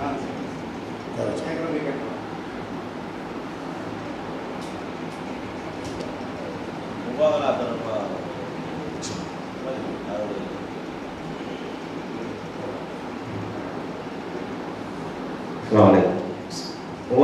தொடர்பாக வந்து ஒரு கேள்வி. அதாவது நான் வந்து தப்பு பண்ணிட்டேன் அப்படின்னா முபாகலாவுக்கு வந்து தயாராகி என்னுடைய குடும்பத்தோடு நான் வந்து அல்லாவுடைய சாபத்தை கேட்டு முபாகலா பண்ணணும். ஒருவருடைய பாவ சுமையை வந்து இன்னொருத்தர் சுமக்க முடியாது அப்படிங்கும்போது நான் செஞ்ச பாவத்துக்காக என்னுடைய மனைவி மக்கள் அவங்க என்னுடைய தப்புக்காக அவங்களுக்கும் சேர்த்து நான் வந்து அல்லாவிட்ட வந்து ஒரு சாபத்தை கேட்கறது எந்த வகையில் நியாயமாகும்? ஒருவருடைய பாவ சுமை இன்னும் சுமக்க முடியாதும் போது அதுக்கு கொஞ்சம் மாற்றமாக இருக்கு. அது கொஞ்சம் தெளிவாக. அதாவது முபாகலா சம்பந்தமாக ஒரு கேள்வி அவங்க கேட்குறாங்க. முபாகலா என்பது ஒருவர் தன்னுடைய குடும்பத்துக்கு எதிராக அல்லாஹ்விடத்தில் முறையிடுவது. இவர் அவருடைய குடும்பத்துக்கு எதிராக, இவருடைய குடும்பத்துக்கு எதிராக முறையிடுவது. இப்படிதான் முபாகலா இருக்கிறது, சாபத்தை வேண்டுவது. இப்போ நான் ஒரு தவறு செஞ்சிருக்கிறேன், அது நான் தான் குற்றவாளி, நான் தான் அதுக்கு பொறுப்பு. என்னுடைய மனைவியை அந்த நிலைக்கு நான் கூட்டு வந்து அவங்களுக்கு எதிராகவும் நான் முபாகலா நான் கேட்குறேன் அப்படின்னு சொன்னால் அவங்க என்ன தப்பு பண்ணாங்க? தப்பு பண்ணால் நான் தானே தப்பு பண்ணேன். அப்போ எனக்கு எதிராக நான் கேட்பது ஓகே, என்னுடைய மனைவிக்கு என்னுடைய பிள்ளைகளுக்கு எதிராக நான் முபாகலா பண்ணுவது அது வந்து குர்ஆனுடைய வசனத்துக்கு மாற்றம் இல்லையா? வலா தஸிரு வாஸிரத்துன் விஸ்ர உக்ரா, ஒரு ஆளுடைய பாவச்சுமையை இன்னொரு ஆள் சுமக்க மாட்டான் என்று அல்லாஹ் குர்ஆனில் சொல்லி இருக்கிறாங்க. அப்போ அந்த அடிப்படையில் நான் செய்த தவறுக்கு என்னுடைய மனைவியோ பிள்ளைகளோ அது எப்படி வந்து அந்த சுமையை அவங்க சுமக்க முடியும் அப்படின்னு கேட்குறாங்க. முதல்ல முபாகலான்னா என்ன? மார்க் அடிப்படையில் முபாகலாங்கிறது கொள்கை ரீதியாக பேசப்பட்ட பல்வேறு விஷயங்களுக்குத்தான் முபாஹலா. குர்ஆன்ல நீங்கள் எடுத்து பார்க்கலாம். குல் தஆலு நது அப்னானா வ அப்னாக்கும் வ நிசானா வ நிசாக்கும் வ அன்ஃபுஸனா வ அன்ஃபுஸக்கும். அதுன்னு வரும். என்ன? அதாவது நபி அவர்கள் சத்திய கொள்கையில் இருக்கிறாங்க. அவங்களை எதிர்த்து யூதர்கள், கிறிஸ்தவர்கள் அல்லது முஸ்லிம்கள் அவங்க இருக்கிறாங்க. கொள்கை ரீதியாக ரெண்டு பேருக்கும் பகைமை இருக்கிறது. இப்படி பகைமை இருக்கும்போது தான் நபி அவர்களிடத்தில் அல்லாஹ் சொல்றான், நபியே உங்க கொள்கை சிறந்ததா அவங்க கொள்கை சிறந்ததா? அவங்களும் சத்தியத்தில் இருக்கிறாங்கிறாங்க, நாமளும் சத்தியத்தில் இருக்கிறோம் அப்படின்னு சொல்றோம். அப்போ எது சத்தியம் எது அசத்தியம்? அப்போ வா, நீனும் அல்லாவை நம்பி இருக்கிற, நாங்களும் அல்லாவை நம்பி இருக்கிறோம். ஆனால் உன் கொள்கை போலியான கொள்கை, எங்கள் கொள்கை சத்தியமான ஒரு கொள்கை. இப்படி இருக்கும்போது நம்ம ரெண்டு பேரும் அல்லாவிடத்தில் முறையிடுவோம். உன் கொள்கை சரியா என் கொள்கை சரியா? அதுக்கு தான் அல்லாஹ் சொல்கிறான், நதுவும் அபுனானா அபுனாக்கும், நம்முடைய பிள்ளைகளை நாம் அழைப்போம். ஒ நிசானா ஒ நிசாக்கும், நம்முடைய மனைவிமார்களை நாம் அழைப்போம். ஒ அன்ஃபுஸனா ஒ அன்ஃபுஸுக்கும், நாமளும் வருவோம், நீங்களும் வாங்க நானும் வாரேன். நம்ம அல்லாவிடத்தில் இதை மாதிரி முபாஹலா செய்வோம், சாவ பிரமாணம் எடுத்துக்கொள்வோம் அப்படின்னு சொல்லி அல்லாஹ் சொல்கிறான். இது எதுக்காக வருகிறது என்றால், குர்ஆன் ஹதீஸின் அடிப்படையில் இவைகள் அனைத்துமே கொள்கை சார்ந்த ஒரு நிகழ்வாகத்தான் குர்ஆனில் சொல்லப்படுகிறது. கொள்கை சார்ந்த ஒரு நிகழ்வாக இருந்தால் இது போன்ற முபாஹலா வச்சுக்கலாம். சரி, கொள்கை சார்ந்த முபாஹலாவாக இருந்தாலும் கூட என் மனைவியை நான் எப்படி கூப்பிட முடியும்? நான் இப்போ உதாரணத்திற்கு தர்காவை ஆதரிக்கிறேன், ஷிர்கை நான் ஆதரிக்கிறேன், அந்த கொள்கை சரி என்று நான் நம்புகிறேன். நீங்கள் தௌஹீதில் இருக்கிறீங்க, அதுதான் சரி என்கிறீங்க, நம்ம ரெண்டு பேரும் முபாஹலா பண்ணுவோம் அப்படின்னு வரும்போது நான் செய்கின்ற இந்த தப்பு என் மனைவிக்கு எப்படி வரும்? என் மனைவியை நான் ஏன் கூட்டு வரணும்? என் பிள்ளைகளை நான் ஏன் கூட்டு வரணும்? நீங்கள் ரெண்டு பேரும் வாங்க, நீங்கள் தௌஹீத்வாதி நான் ஷிர்க்குவாதி, நம்ம ரெண்டு பேரும் கொள்கையை விவாதம் பண்ணுவோம். அல்லது நம்ம ரெண்டு பேரும் கொள்கையை வைத்து அல்லாஹ்விடத்தில் அந்த சாப பிரமாணம் செய்வோம். அதை விட்டு போட்டு என் மனைவி என்ன பாவம் பண்ணாங்க அவங்க ஏன் வரணும், என் பிள்ளைங்க என்ன பாவம் பண்ணாங்க அவங்க ஏன் வரணும், அந்த கேள்வி வரும்ல. கொள்கை சார்ந்த ஒரு நிகழ்வாக இருந்தாலும் கூட அதுலேயும் இந்த கேள்வி வரத்தான் செய்யும். இது எதுக்கு அல்லாஹ் எதுக்கு இதையெல்லாம் சொல்கிறான்? நதுவா அப்னானா அப்னாவுக்கும் வனிசானா வனிசாவுக்கும், உங்களுடைய பெண்களை கூப்பிடுங்க, எங்களுடைய பெண்களையும் கூப்பிடுங்க, உங்களுடைய பிள்ளைகளையும் கூப்பிடுங்க, எங்களுடைய பிள்ளைகளையும் கூப்பிடுங்க, நம்ம எல்லாரும் அல்லாஹ்விடத்தில் முறையிடுவோம் அப்படின்னு சொல்வது எதற்கு அப்படின்னு கேட்டால், முதல்ல அல்லாஹ்வுடைய நீதியை நீங்கள் புரிந்து கொள்ளணும். அல்லாஹ்வுடைய நீதி என்ன? அல்லாஹ்வுடைய நீதி என்னன்னா, யாருக்கும் ஒரு துரும்பு கூட அவன் அநியாயம் செய்ய மாட்டான். இறைவனுடைய நீதி அதுதான். அல்லாஹ் நமக்காக இருக்கட்டும் அல்லது ஒரு காஃபிருக்காக இருக்கட்டும், அல்லாஹ்வை மறுக்கக்கூடிய மற்ற ஆளாக இருக்கட்டும், யாருக்கும் அல்லாஹ் ஒரு அநியாயம் பண்ணுவானா? கண்டிப்பாக இறைவனுடைய அந்த அதிகாரத்தில் அவனுடைய வல்லமையில் அநியாயங்கிறது ஒரு பிட்டு கூட கிடையாது. யாருக்கும் அவன் அநியாயம் ஒரு பிட்டு கூட அவன் செய்யவும் மாட்டான். அப்போ யாருக்கும் அநியாயம் செய்யாத ஒருத்தன்ட்டு நம்ம போய் கேட்குறோம், யாரெல்லாம் என் மனைவியை நீ நாசமாக்கு, என் பிள்ளைகளை நீ நாசமாக்கு அப்படின்னா அவன் நம்ம கேட்கத்தான் செய்யணும். நம்ம கேட்டதுனால உண்மையிலேயே அவங்க அந்த கொள்கையில் இல்லை, அந்த சித்தாந்தத்தில் அவங்க இல்லை, அவங்க யோக்கியனா இருந்தாச்சு அப்படின்னு சொன்னால் அல்லாஹ் தண்டிப்பானா? நான் கேட்டதுனால இப்படி அல்லாஹ் தண்டிப்பான்? கேட்க சொல்கிறான், கரெக்டு தான். இருந்தாலும் கேட்டதுனால இறைவன் தண்டிச்சிருவானா? இப்போ உதாரணமாக நான் ஷிர்கில் இருக்கேன், என் மனைவி தௌஹீதில் இருக்கிறாங்க, என் பிள்ளைங்க தௌஹீதில் இருக்கிறாங்க வச்சுக்கிடுவோம். நீங்கள் தௌஹீதில் இருக்கிறீங்க, உங்களுடைய மனைவி மக்கள்லாம் தௌஹீதில் இருக்கிறாங்க, நம்ம ரெண்டு பேரும் முபாஹலாக வந்துட்டோம். இப்போ நான் கேட்குறேன், என் கொள்கை தான் சரி, புரியது தான் சொல்கிறேன், என் கொள்கை தான் சரி. அப்படி என் கொள்கை தப்பு என்றால் என் பிள்ளைக்கும் என் மனைவிக்கும் சாபம் உண்டாகட்டும்னு அல்லாஹ் என் மனைவியை அழிச்சிருவானா? என் பிள்ளைகளை அழிச்சிருவானா? எப்படி அழிப்பான்?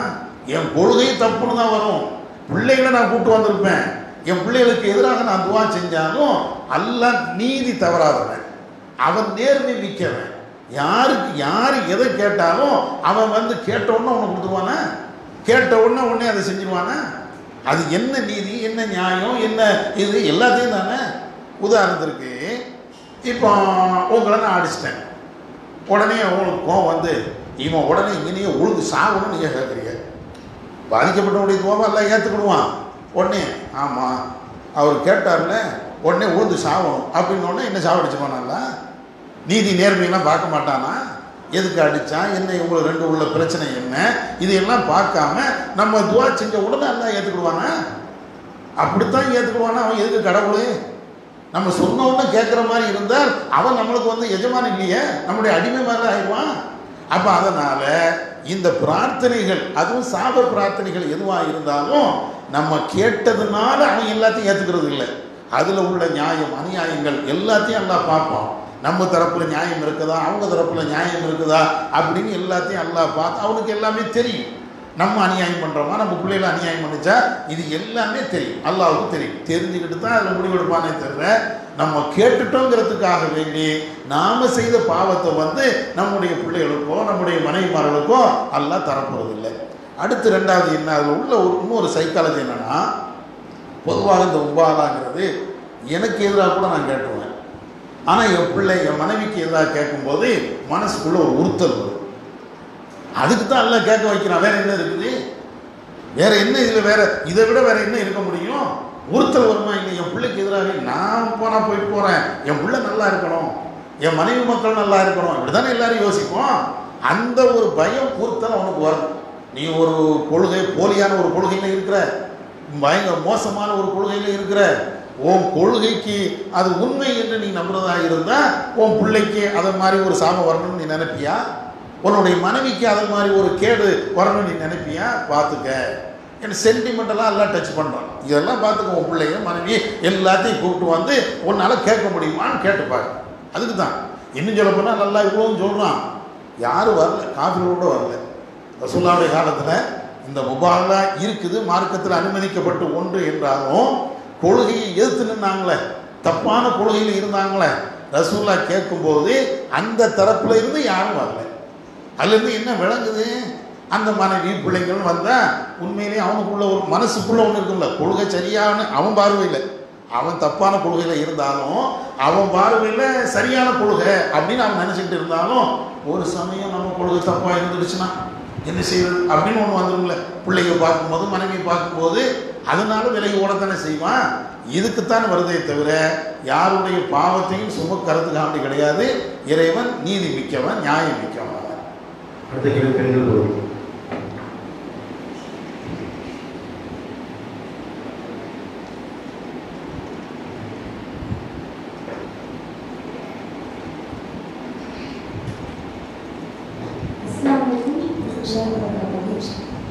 இது வந்து கியாமத் நாள் பற்றி கேள்வினா, கியாமத் நாளில் கடைசி பெரிய 10 அடையாளங்கள் இருக்கு. இது வந்து நிகழ்வுகள், அதாவது இந்த நிகழ்வுகள் நடந்தால் கியாமத் நாள் வருவதற்கு அதில் பாத்திமா அடையாளங்கள் அவங்களோட வழியில வம்சாவளியில ஒரு மகனி வருவார். அவர் வந்து ஒரு அதாவது இறைவனுக்கு இணை வைக்காத ஒரு கூட்டமெல்லாம் அவங்க பின்னாடி போகும். அவர் வந்து தொழுகை நடத்துவார், இமாமா இருப்பார் அப்படின்னு ஒரு பயான் இருக்கு. அது ஆதாரபூர்வமான ஹதீஸா என்னன்னு? அதாவது கியாமத்தானுடைய பெரிய அடையாளங்களில் ஒரு அடையாளமாக நபி அவர்களுடைய வழித்தோன்றலில் மஹதி என்பவர் ஒரு ஆள் வருவார். அவருக்கு பின்னாடி நிறைய பேர் போவாங்க. அதே மாதிரி அவர் வந்து இமாமாக நின்றெல்லாம் தொழுகை நடத்துவார். இது கியாமத்தானுடைய அடையாளங்களில் ஒரு அடையாளமாக வருகிறது. இது எப்படி பயானில் கேட்டிருக்கிறேன், இதெல்லாம் சரியா அப்படின்றாங்க. அதாவது மஹதி வருவார், அது என்னுடைய சந்ததியை சார்ந்தவர் என்று ரசூலுல்லாஹ் சொன்னது உண்மை. அது கியாமத்தினுடைய அடையாளமாக ரசூலுல்லாஹ் சொல்லுவார். கியாமத்தினுடைய 10 அடையாளங்கள் இருக்குதுல்ல, பெரிய பெரிய அடையாளங்கள், சின்ன சின்ன அடையாளங்கள் இருக்குது, பெரிய பெரிய அடையாளங்களையும் ரசூலுல்லாஹ் சொல்கிறாங்க. உதாரணத்துக்கு சொல்ல போனால் சூரியன் வந்து மேற்கு உதிக்கும், அது கியாமத்தினுடைய அடையாளம், பெரிய அடையாளங்கள். ஈசா நபி வருவாங்க, தஜ்ஜால் வருவான், இது எல்லாம் கியாமத்தினுடைய பெரிய பெரிய அடையாளங்களில் இதெல்லாம் ரசூலுல்லாஹ் சொல்கிறாங்க. சின்ன சின்ன அடையாளங்களையும் ரசூலுல்லாஹ் நிறைய சொல்கிறாங்க. கொலைகள் நடக்கும், அதே போன்று வந்து விபச்சாரங்கள் பெருகிறோம், இதெல்லாம் சின்ன சின்ன அடையாளங்கள். நிறைய பேர் வந்து பொருளாதாரத்தில் மிதமிஞ்சி போயிருப்பாங்க. செல்வங்கள் ரொம்ப செழிப்பாக இருக்கும், இப்படியெல்லாம் ரசூலா சொல்கிறாங்க. சின்ன சின்ன அடையாளமாக ரசூலா இப்படிலாம் சொல்கிறாங்க. இந்த அடையாளமுடைய லிஸ்ட்டில் மஹதி வருவதை ரசூலா சொல்லலை. கியாமத்தினுடைய அடையாளம் என்ற அடிப்படையில் ரசூலா சொல்லலை. என்ன சொல்கிறாங்க? என்னுடைய வழித்தோன்றலில், ஃபாத்திமாவுடைய வழித்தோன்றலில் மஹதி என்பவர் ஒரு ஆள் வருவார், அவ்வளோதான். இவ்வளோதான் இருக்குது. வேறு அவர் அதை செய்வார், இதை செய்வார், அப்படி நடப்பார், இப்படி நடப்பார், அல்லது அவரை நீங்கள் நம்பிக்கை கொள்ளணும், அல்லது கியாமத்தனம், இந்த மாதிரி அர்த்தத்தில் அல்லாஹ்வுடைய தூதர் சொல்லவே இல்லை. ரசூல்லா சொன்னது இப்படி ஒரு ஆள் வருவார் அப்படின்னாங்க, அவ்வளோதான். அவர் வந்தாலும் பிரச்சனை இல்லை, ரசூல்லா சொன்னதுனால கண்டிப்பாக வரத்தான் செய்வாங்க. அதனால் நம்மளுக்கு ஒன்றும் இல்லை. மஹதிங்கிற அடிப்படையில் நபி அவருடைய வழித்தோன்றலில் யாராவது ஒரு ஆள் வரலாம். எப்போ அது பிரச்சனையாக வரும்? அவரை நம்பிக்கை கொள்ளணும், அவரை ஈமான் கொண்டாதான் நம்மளுக்கு சொர்க்கம், இப்படின்னு ஏதாவது வந்தால் அப்போ அவரை தேடிட்டு உட்காந்துக்கணும். மஹதின்னு ஒரு ஆள் வருவாங்கல்ல, அப்புறம் அவர் நான் ஈமான் கொள்ளணும்ல, அப்போ அவர் வாழும்போது அவருக்கு நான் உதவி செய்யணும்ல, அப்போ ஏதாவது செய்யாமல் போயிட்டால் நான் நரகத்துக்கு போயிடுவேனே அப்படின்னு ஒரு நிலை வந்தால் தான் நம்ம அதை பற்றி கவலைப்படணும். ரசூலுல்லாஹ் வருவாங்கன்னு சொன்னாங்களே தவிர மார்க்க தொடர்பாக அவரை நம்புவதோ அல்லது அவருக்கு உதவி செய்வதோ அல்லது அவரை கியாமத்தினுடைய அடையாளம் இதை மாதிரி மார்க்க தொடர்பாகனா ரசூலுல்லாஹ் பெருசாலாம் ஒன்றும் சொல்லலை. ஒருவர் வருவார், அவ்வளோதான். தஜ்ஜால் வருவாங்க, தஜ்ஜால் வருவான் அப்படின்னு ரசூலுல்லாஹ் சொல்லிட்டு அதற்கு உண்டான பல்வேறு விவகாரங்களை ரசூலுல்லாஹ் சொல்கிறாங்க. ஈசா நபி வருவாங்க அப்படின்னு சொல்லிட்டு அதுக்கு உண்டான பல்வேறு விவகாரங்களை ரசூலுல்லாஹ் சொல்கிறாங்க. சூரியன் மேற்கில் இருந்து உதிச்சால் என்ன நிலை ஏற்படும், அப்போ நீங்கள் எப்படி நடக்கணும், ஃபித்னாக்கள் வந்தால் எப்படி, இப்படியெல்லாம் ரசூலுல்லாஹ் சொல்கிறாங்கல்ல. இப்படியெல்லாம் சொன்ன ரசூலுல்லாஹ் மஹதி வரும்போது நீங்கள் எப்படி செய்யுங்க, அதை செய்யுங்க, இதை செய்யுங்க, ஒன்னோட ரசூலுல்லாஹ் சொல்லலையே. அதனால் ஒரு மனுஷன் வருவார், ரசூலுல்லாஹ்வுடைய வாரிசுகளில் ஒரு ஆள் வருவார், அவ்வளோதானே தவிர இதை தாண்டி அதுக்கு எந்த முக்கியத்துவமும் மார்க்கம் சொல்லலை. அதனால் நம்மளும் அதை பற்றி பெருசாக அலட்டி கொள்ளவோ கவலைப்படவோ தேவையில்லை. மஹதி சம்பந்தமாக நிறைய பொய்யான அல்லது கற்பனையான தகவலை தான் பரப்பி விடுறாங்க.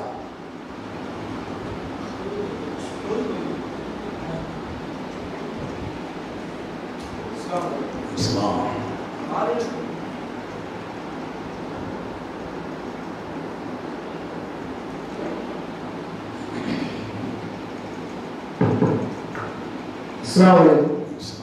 பாலியல் தொடர்பாக இஸ்லாம் ஒரு தீர்வு. பொள்ளாச்சி மேட் வச்சு கேட்குறீங்க. அதாவது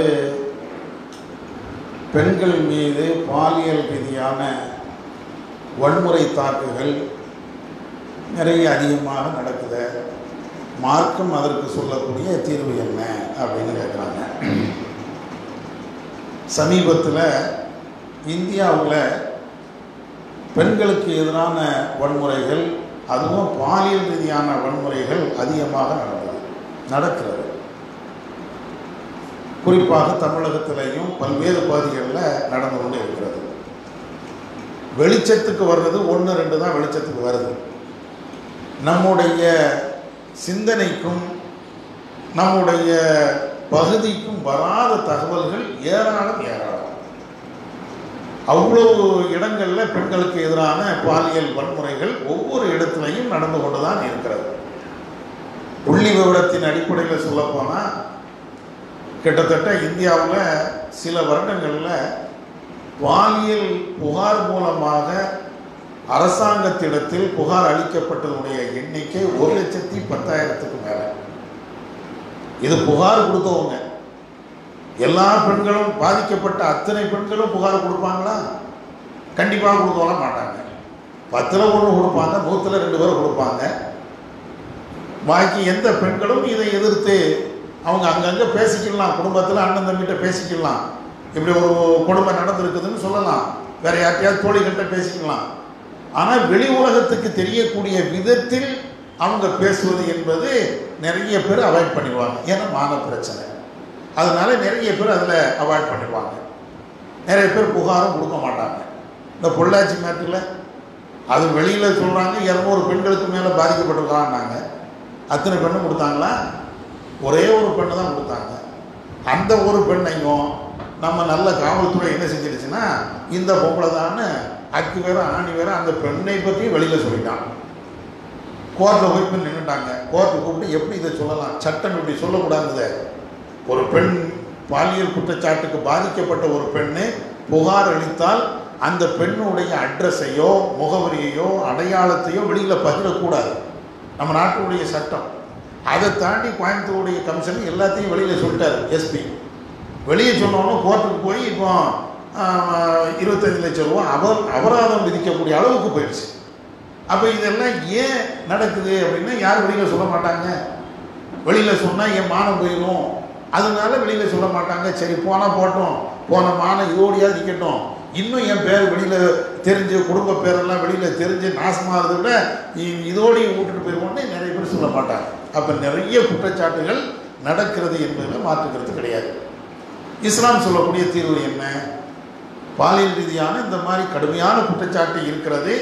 இதில் இன்னொன்னே நான் புரிய வைக்கணும். என்னது? இது ஜாதி மதம் தௌஹீது சுன்னத் ஜமாத்து வேறுபாடே இல்லை. எல்லா இடத்துலையும் நடக்குது இல்லை. நம்ம ஜமாத்துலேயும் நடவடிக்கை எடுத்துருக்கிறோம்ல. ஏன்னா அதையும் தான் நாங்கள் மறைச்சிட்டான்னு சொல்லிடக்கூடாதுல்ல. எல்லாம் சேர்த்து தான். ஆணும் பெண்ணும் அது மாதிரி ஒரு மாதிரி நடந்துட்டாங்க அப்படின்னு சொன்னால் மேலேருந்து கீழே வரையிலையும் எல்லாம் ஆம்பளையாக தான் இருக்கான், பொம்பளையாக தான் இருக்கிறான். உபதேசம் பண்ணவனும் ஆம்பளையாக தான் இருக்கிறான், உபதேசத்தை கேட்ட பெண்ணும் பெண்ணாக தான் இருக்கிறாங்களே தவிர இந்த குற்றச்சாட்டில் இருந்து நான் யோக்கியன்னு சொல்ல முடியலை. ஜாதி மதம் வேறுபாடு இல்லாமல் அத்தனை இடத்துலையும் ஏதாவது பாலியல் ரீதியான வன்முறை தாக்குதல்கள் நடக்கத்தான் செய்யுது. மார்க்கம் இதற்கு அற்புதமான சில தீர்வுகளை சொல்கிறது. என்ன தீர்வை சொல்கிறது? முதல்ல இஸ்லாமிய மார்க்கம் என்பது அறிவுபூர்வமான ஒரு மார்க்கம். ஒரு தவறு நடக்கிறது என்றால் அந்த தவறு முதல்ல நடக்காம இருக்கிறதுக்கு என்ன வழி, இதைத்தான் இஸ்லாம் சொல்லுவோம். அதையும் தாண்டி அந்த தப்பு நடந்துச்சுன்னா இப்படி தண்டனை கொடுங்க அல்லது அதை செய்ய இதை செய்யணும் இஸ்லாம் ரெண்டாவது தான் சொல்லுவோம். முதல்ல தவறு நடக்காம இருக்கிறதுக்கு என்ன வழி? ஒரு கடை நீங்கள் வச்சிருக்கிறீங்க, ஊழியரை வச்சிருக்கிறீங்க, திருட்டு நடக்கக்கூடாது, அப்படித்தான் நாம எல்லாருமே நினைப்போம். திருடிட்டு ஓடிட்டானா அது ரெண்டாவது மேட்ரு. முதல்ல திருட்டு நடக்காமல் இருக்கிறதுக்கு நம்ம யோசிப்போமா இல்லையா? நல்லா பூட்டு போடணும், நவீன டெக்னாலஜியை பயன்படுத்தி கேமராவை வைக்கணும், இப்படியெல்லாம் யோசிக்கிறோம்ல. இதுதானே அறிவு சார்ந்த ஒரு விஷயம். திருடு போனதுக்கு பின்னால் நடவடிக்கை எடுப்பது ரெண்டாவது. திருட்டு போகாமல் இருக்கிறதுக்கு வழி என்ன? இதே மாதிரி இந்த பாலியல் குற்றச்சாட்டு வராமல் இருக்கிறதுக்கு உண்டான வழிமுறைகள் என்ன? இதை இஸ்லாம் தெளிவாக ஒரு பாடமே எடுக்கிறது. ஆணுக்கும் எடுக்கிறது, பெண்ணுக்கும் எடுக்கிறது. ஆணுக்கு என்ன சொல்கிறது? குல்லில் முஃமினீன யகுல்லூ மின் அப்சாரிஹிம் வ யஹ்ஃபதூ ஃபுரூஜஹும். நபியே, மூமினான ஆண்களுக்கு நீங்க சொல்லுங்க, அவர்கள் தங்களுடைய பார்வையை தாழ்த்தி கொள்ளட்டும், தங்களுடைய கற்பை பேணி பாதுகாத்து கொள்ளட்டும் அப்படின்னு ஆண்களுக்கு அல்லாஹ் இந்த சட்டத்தை சொல்றான். அதுக்கு அடுத்த வசனத்தில் பெண்களுக்கும் இதே சட்டம். குல்லில் முஃமினாத்தி யகுதுல்ன மின் அப்சாரிஹின்ன வ யஹ்ஃபல்ன ஃபுரூஜஹுன்ன வலா யுப்தீன ஸீனத்தஹுன்ன இல்லா மா ஸஹர மின்ஹா. நபியே, நீங்கள் சொல்லுங்கள், மூமினான பெண்களுக்கு அவர்கள் தங்களுடைய பார்வையை தாழ்த்தி கொள்ளட்டும், தங்களுடைய கற்பை பேணி பாதுகாத்து கொள்ளட்டும், அலங்காரமான எந்த பொருளையும் அவங்க வெளியில காட்ட வேண்டாம். பெண்கள் அவங்களோட அலங்காரம் பண்ணியிருப்பாங்களா இல்லையா, இந்த அலங்காரத்தை வெளியில காட்ட வேண்டாம் இப்படின்னு அல்லாஹ் குர்ஆன்ல ஆணுக்கும் சொல்லுகிறான், பெண்ணுக்கும் சொல்லுகிறான். அவங்க முதல்ல விஷயம் என்ன? பாலியல் பலாத்காரம் நடப்பதற்கு ஃபர்ஸ்ட் அதுக்கு முதல் அஸ்திவாரம் என்ன? ஆணுடைய பார்வை, பெண்ணுடைய பார்வை. அதானே அஸ்திவாரமே. அதானே எடுத்த எடுப்புல யாரும் ஒரு தப்புல ஈடுபட மாட்டான், இந்த விபச்சாரத்தில் ஈடுபட மாட்டான். ஃபர்ஸ்ட் இந்த கண்ணு தான். அதனாலதான் ரசூலுல்லாஹ் சொல்றாங்க, அல் ஐனு, கண்ணு என்பது அதனுடைய விபச்சாரம் என்பது பார்ப்பது, கெட்ட பார்வை. காது என்பது அதனுடைய விபச்சாரம் என்பது கெட்ட பேச்சை கேட்பது. ரசூலுல்லாஹ் சொல்றாங்கல்ல, நாக்கினுடைய விபச்சாரம் என்பது கெட்ட பேச்சை பேசுவது. அப்படி ரசூலுல்லாஹ் சொல்லிட்டு அதுக்கு பின்னால் அழகா ரசூலுல்லாஹ் சொல்லுவாங்க, யுஸத்திகுஹா அவ் யுகத்திபுஹா. அவனுடைய கண்ணு விபச்சாரம் பண்ணுது, காது விபச்சாரம் பண்ணுது, நாக்கு விபச்சாரம் பண்ணுது. இது எல்லாம் ஒரு மேல், அதாவது விபச்சாரம்ங்கிறத தூண்டக்கூடிய ஒரு செயலை செய்கிறது. இந்த உண்மையான விபச்சாரத்தை உண்மைப்படுத்துவது அவனுடைய மர்மஸ்தானம். ரசூலுல்லாஹ் அவ்வளவு அழகா சொல்றாங்க. அப்ப இதெல்லாம் என்ன அடிப்படை? இந்த பாலியல் குற்றச்சாட்டு நடக்காம இருக்கணும்னா முதல்ல பார்வையை கட்டுப்படுத்து. கெட்ட பார்வை ஆணுக்கு வரக்கூடாது, பெண்ணுக்கும் வரக்கூடாது. கெட்ட பேச்சை நீ பேசாத, கெட்ட செய்திகளை நீ பார்க்காத. இப்போ இந்த அறிவுரைகளை நீங்கள் பாருங்க. சமீபத்தில் நடந்த இந்த பொள்ளாச்சி விவகாரத்தை நீங்க பாருங்க. ரெண்டையும் நீங்க பாருங்க. இஸ்லாம் சொல்லக்கூடிய இந்த அடிப்படை ஒவ்வொன்றா இஸ்லாம் சொல்றதுல இது அத்தனையும் மீறப்பட்டிருக்கும். இது இங்க மட்டும் இல்லை, பல்வேறு இடங்கள்ல பாலியல் குற்றச்சாட்டு வருகின்ற எல்லா இடத்திலையும் இது மீறப்பட்டிருக்கும். ஒரு ஆணும் பெண்ணும் தனிமையில போய் சந்திப்பாங்க, அல்லது ஒரு ஆணும் பெண்ணும் போன்ல மணிக்கணக்கில் பேசுவாங்க, அல்லது ஒரு ஆணும் பெண்ணும் அம்மா பாப்பாவுக்கு தெரியாம அண்ணன் தம்பிக்கு தெரியாம எங்கேயாவது போவாங்க. இது எல்லாம் போனதுக்கு பின்னாடி அவன் அதை பண்ணிட்டான், அல்ல இந்த பெண் இதை பண்ணிட்டான், அதனால என் கற்பு போயிடுச்சு அப்படின்னு அதுக்கு பின்னால்தான் புகார் வரும். ரோட்ல போகக்கூடிய ஒரு பெண்ணை எவன் கற்பழிக்கிறது இல்லை, அதற்கு பின்னாடி இவ்வளவு சமாச்சாரங்களும் இருக்கும். இந்த பெண்ணை நாசமா போறதுக்கு அல்லது அந்த ஆண் கற்பை இழப்பதற்கு அடிப்படையே இந்த வருஷம் தான்.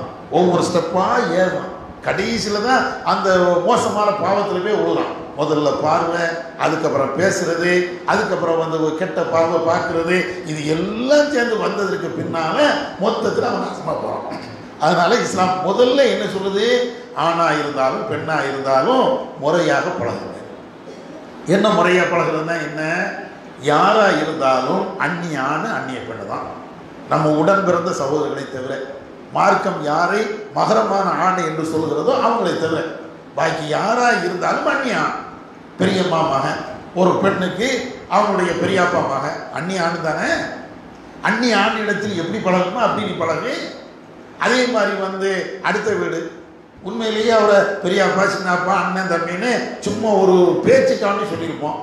பேச்சுக்காண்டி சொன்னது நம்ம என்ன நினைப்போம், அடுத்த வீட்டுக்காரங்கள பெரியாப்போல நான் சொன்னேன், சின்னத்தான நான் சொன்னேன், அண்ணன்ல பழகினேன், உன்னை யாரும் அப்படி பழக சொன்னா, அடுத்த வீட்டுக்காரன் உன் கூட பிறந்த ஆளா?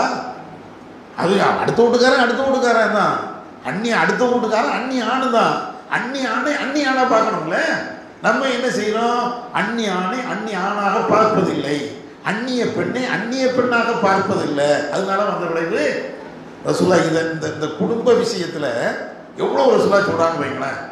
இத்தகு வன்னிசா ரசூலா சொல்றாங்க, பெண்கள் விஷயத்தில் நீங்கள் அஞ்சிக் கொள்ளுங்கள், உங்களை நான் கடுமையாக எச்சரிக்கை செய்கிறேன். இன்னொரு ஹதீஸ்ல எப்படி வரும், பெண்கள் இருக்கும் போதே நீங்க திடுதிப்புனி என்று அந்த இடத்துக்கு போயிடாதீங்க, நான் கடுமையாக எச்சரிக்கை செய்கிறேன். இப்படி ரசூலா உபதேசம் பண்ணாங்க. ஒரு சஹாபி எந்திரிச்சு கேட்கிறாரு, அல்லாஹ்வின் தூதரே அல் ஹமு, அதாவது பெண்கள் இருக்கக்கூடிய இடத்துல நீங்க டக்குன்னு போயிடாதீங்க அப்படின்னு ரசூலா கடுமையா கண்டிக்கிறாங்க. ஒரு சஹாபி எந்திரிச்சு கேட்கிறாங்க, அல்லாஹ்வின் தூதரே அல் ஹமு, ரசூலா சொல்றாங்க அல் ஹமு அல் மௌத்து. ஹம்னா என்ன, கணவனுடைய நெருங்கிய ஆண். அவர் வந்து புரியறதுக்காக சொல்றேன், அண்ணனுடைய மனைவி இருக்கிறாங்க, தம்பி திடீர்னு போலாமா, அதுதான் அவங்க கேட்குறாங்க. ஏன் அண்ணனுடைய மனைவி எனக்கு அண்ணி மைனி நாங்க சொல்லுவோம், மைனி இருக்கும்போது என் மைனி தானே, நான் டக்குன்னு போயிடலாமா? இதுதான் ரசூலா ஹமுங்கிறாங்க. அந்த சாஹாபி கேட்குறாங்க, ஹமு கணவனுடைய நெருங்கிய உறவுக்கார பெண்ணு இருக்கிறாங்க, அப்போ நான் டக்குன்னு போயிடலாமா? ரசூலா சொன்னாங்க அல் ஹமு அல் மௌத், அதுதான்டா மௌத்து. மௌத்துனா செத்தான் பம்ல, நம்ம அவன் செத்து தொலைஞ்சான் பம்ல, அதுதான் அப்படிங்கிறாங்க. அப்போ குடும்ப உறவாக இருந்தாலும் உன்னுடைய சொந்த அக்கா சொந்த தங்கச்சி அது வேற மேட்ரு. ஆனால் உன் அண்ணனுடைய மனைவி, தங்கச்சினுடைய தம்பியினுடைய மனைவி, அவங்க ஒரு வீட்டில் தனியாக இருந்தாலும் நீ போயிடாத. தம்பி மனைவி தான், அண்ணன் மனைவி தான் இருந்தாலும் உனக்கு அந்த பெண்ணு யாரு? அண்ணனுக்கு தானே மனைவி, தம்பிக்கு தானே மனைவி, உனக்கு யாரு? அந்நிய பெண்ணு. அப்ப அந்நிய பெண்ணோடு நீ நட. எப்படி இஸ்லாம் ஒவ்வொரு விஷயத்திலையும் நடக்கும். குடும்ப உரமா இருந்தாலும் குடும்பத்திலையும் அந்நிய பெண்ணு உறவு வரும், சரியா? அடுத்த வீடா இருந்தாலும் அந்நிய ஆணு அந்நிய பெண்ணு அப்படிங்கிற பிரச்சனை வரும். ரோட்ல போனாலும் அது வரும், எல்லா இடத்துலையும் வரும். அப்ப எங்க இருந்தாலும் ஒரு பெண்ணு வந்து ஒரு ஆணை அந்நிய ஆணு என்றால் அந்நிய ஆணு என்று பாரு. ஒரு ஆணு வந்து ஒரு பெண்ணை அந்நிய பெண்ணு என்றால் அந்நிய பெண்ணு என்று பார். உனக்கு திருமணம் முடிப்பதற்கு எந்த பெண் தடை செய்யப்பட்டு மகரமான பெண்ணா இருக்கிறாங்களோ அவங்க வேண்டுமான நீ தனிமையில் இருந்துக்க. அதனாலதான் ரசூலா தெளிவா சொல்லுவாங்க, திருமறையில இடம் இருக்கின்ற ஒரு செய்தி. ரசூலா சொல்லுவாங்க, ஒரு ஆணும் ஒரு பெண்ணும் தனித்திருக்க வேண்டாம். அப்படி இருந்தால் மூணாவது ஷைத்தான் தான் இருப்பான். இந்த பாலியல் குற்றச்சாட்டுக்கு எல்லாத்துக்கும் நீங்கள் பாருங்க, இந்த ஷைத்தானுடைய வேலை தானே. ஆணும் பெண்ணும் தனிமையில் இருக்கிறது தானே. அண்ணனும் சொந்த தங்கச்சி இருக்கிறது இல்லை, அந்நிய ஆணும் அந்நிய பெண்ணும் இருப்பது. இதுதானே இவ்வளோ பிரச்சனைக்கும் காரணம். ஒரு 10 பேர் இருக்கக்கூடிய சபையில் இந்த தீமை நடக்காது, 7-8 பேர் இருக்கக்கூடிய சபையில் இந்த தீமை நடக்காது. இந்த தீமை நடப்பதாக இருந்தால் தனிமை தான் காரணம். அந்நிய ஆணும் அந்நிய பெண்ணும் தனிமையில் இருப்பாங்க. இதனால தான் இஸ்லாம் இந்த பாலியல் குற்றச்சாட்டு, எந்த குற்றச்சாட்டு, அது எவ்வளோ பெரிய பயங்கரமான குற்றச்சாட்டாக இருந்தாலும் அடிப்படையில் இதுக்கு பக்கம் போயிடாது. இதை மாதிரி எந்த விஷயத்தையும் நீ செஞ்சிடாது. அதனால தான் குரான்ல லா தக்ரபு ஜினாபா, ஜினாவின்பால் நீ நெருங்கிறாத அப்படின்பா. ஏன் அப்படி அல்லாஹ் சொல்லணும்? ஜினா செய்யாத அப்படின்னு சொல்றதுக்கு அல்லாஹ்வுக்கு பெரிய கஷ்டம் தான். எத்தனையோ வட்டி வாங்காதன்னு அல்லாஹ் சொன்னான்ல. அதே மாதிரி நீ லா தஸ்னும், விபச்சாரம் பண்ணாத இப்படிங்கிற சொல்ல வேண்டியதானே. லா தக்ரபு ஜினாவுடைய பக்கம் நெருங்காத. ஏன் அப்படி சொல்லணும்? ஜினாங்கிறது கடுமையான ஒரு பாவம். அந்த ஜினாவை நெருங்க வைக்கக்கூடிய சின்ன சின்ன பாவம் இருக்குங்கள, அதுல கூட நீ போயிடாது. அந்த வாசலே திறந்துடாது. எந்த வாசல் உன்னை ஜினாவுக்கு அழைத்துட்டு போகுமோ அந்த வாசல், சின்ன வாசலா இருக்கட்டும் பெரிய, அது பக்கமே நீ நெருங்கிறாங்க. ஆணுக்கும் பெண்ணுக்கும் அல்லாஹ் சொல்லக்கூடிய அடிப்படையான உபதேசங்கள். அப்ப இந்த அடிப்படையில் நீங்க பாருங்க, இது முஸ்லிம்களும் சரி முஸ்லிம் அல்லாதவர்களும் சரி யாரா இருந்தாலும் இஸ்லாம் சொல்லக்கூடிய இந்த வழிமுறைகளை கடைபிடித்தால் இந்த பாலியல் ரீதியாக பெண்கள் பாதிக்கப்படுவாங்களா? அக்கிரமங்கள் ஏற்படுத்தப்படுமா? அல்லது எந்த ஆம்பளையாவது நம்பி இவங்க போய் தன்னுடைய கற்பை இழக்கக்கூடிய ஒரு நிலை ஏற்படுமா? இது எல்லாம் இஸ்லாம் அவ்வளோ அழகா படைச்சவன் ரப்புல் ஆலமீன். நம்ம உள்ளத்தை படைச்சவன் அல்லாஹ். நம்ம உள்ளத்தை பற்றி தெரியாதா? பொம்பளையும் படைச்சவன் அல்லாஹ். அவங்களுடைய உள்ளத்தை பற்றி அல்லாஹ் தெரியாதா? நமக்கு தான் உங்களை தெரியாது, உங்களுடைய உள்ளத்தில் உள்ளது எனக்கு தெரியாது, நமக்குள்ள மேன்று. ரப்புல் ஆலமீன் இன்னல்லாஹ அலீமுன் பிதாத்தி சுதூர், உள்ளத்தில் இருக்கக்கூடியதை அல்லாஹ் அறியக்கூடியவன்ல. அப்ப இறைவன் அறியக்கூடியவன் என்ற நிலையில இருக்கும்போது அவன் சொல்லக்கூடிய சட்டம் அவ்வளவு அற்புதமா இருக்கும், அவ்வளவு ரொம்ப தெளிவாக இருக்கும். அந்த அடிப்படையில் தான் இஸ்லாம் இவ்வளவு வழிமுறைகள் சொல்லுது. அதாவது பாலியல் குற்றச்சாட்டுகள் அல்லது பாலியல் வன்முறைகள் நடக்காம இருக்கணும்னா முதல்ல பேசிக்கா இவ்வளவு செய்யும். ஆணா இருக்கணும், பெண்ணா இருக்கணும், இவங்களுடைய பழக்க வழக்கங்கள் எப்படி இருக்கணும்னு இந்த வழிமுறைகளை சொல்லுது. சரி, இந்த வழிமுறைகள் இருந்தாலும் சில பேர் அத்துமீறத்தை செய்வாங்க. எங்கே இருந்தாலும் சரி, கடையை வச்சிருக்கிறோம், வீட்டை வச்சிருக்கிறோம், திருட்டு நடக்கக்கூடாதுன்னு சொல்லிட்டு எல்லா பூட்டையும் போட்டு தான் வச்சிருக்கோம். இருந்தாலும் திருட்டு நடக்காமையா இருக்குது, அத்துமீறத்தானே செய்யறேன். அப்ப இதை மாதிரி எல்லா வழிமுறைகளையும் கடைபிடிக்கத்தான் செய்வோம். இருந்தாலும் பாலியல் ரீதியாக சில பேர் அத்துமீறத்தானே செய்வான். அப்ப அதுக்கு என்ன செய்யறது? அத்துமீறிட்டா அழகான சட்டம். என்ன சட்டம்? அதுக்கு உண்டான தண்டனையை கொடுக்கும். விபச்சாரம், திருமணம் ஆகாத ஒரு ஆணோ ஒரு பெண்ணோ விபச்சாரம் செய்து விட்டார்கள் என்றால் 100 கசையடி. அப்படிதானே சொல்றாங்கல்ல, அஸ்ஸானியத்து வஸ்ஸானி ஃபஜ்லிது குல்ல வாஹிதின் மின்ஹுமா மியத்த ஜல்தா. விபச்சாரம் செய்த ஆணா இருந்தாலும் விபச்சாரம் செய்த பெண்ணா இருந்தாலும் அவங்க திருமணம் ஆகாதவர்களாக இருந்தார்கள் என்றால் 100 கசையடி. அந்த 100 கசையடி எங்க வச்சு கொடுக்கணும்? பூட்டிய அறைக்குள்ள வச்சு கொடுக்க கூடாது, ஜெயிலுக்குள்ள வச்சு கொடுக்க கூடாது. பப்ளிக்ல 4 பேர் பார்க்குற மாதிரி நீ அதை கொடுத்து பாருங்களேன். பப்ளிக்ல எல்லாரும் பார்க்குற மாதிரி தெருவில் பஜாரில் வச்சு ஒருத்தன் விபச்சாரம் செய்த திருமணம் ஆகாத ஒருத்தனுக்கு அரசாங்கம் வந்து நின்று ஒரு 100 கசையடி கொடுத்தா எல்லா ஆண்களுக்கும் நாட்டி நரம்பு அப்படியே அடங்கிருவேன். எல்லா பெண்களுக்கும் அவங்களுக்கும் அந்த கெட்ட எண்ணம் எல்லாம் எங்கேயோ காத்துல பறந்துருமே. வேண்டாப்பா, இந்த தண்டனை நம்மளால் தாங்க வருமா வராதா? சரி, அதே மாதிரி நபி அவர்கள் காட்டி தந்த வழிமுறைகள் என்ன? திருமணமான ஒருவர் விபச்சாரம் செய்து விட்டார் என்றால் ஃபர்ஜ் மூஹா, அவங்களை கல்லால் அடித்து கொலை பண்ணுங்க. இதையும் பப்ளிக்ல வந்து செய்யுங்க. இதையெல்லாம் செய்யும் போது அல்லாஹ் சொல்லக்கூடிய இன்னொரு சட்டம் என்ன தெரியுமா? இதை மாதிரி தண்டனை கொடுக்கும் போது அதில் ஒரு சாரார் பார்த்துக்கிட்டே இருக்கட்டும், அவங்களுக்கு இரக்கம் வரக்கூடாது அப்படிங்கிறான்.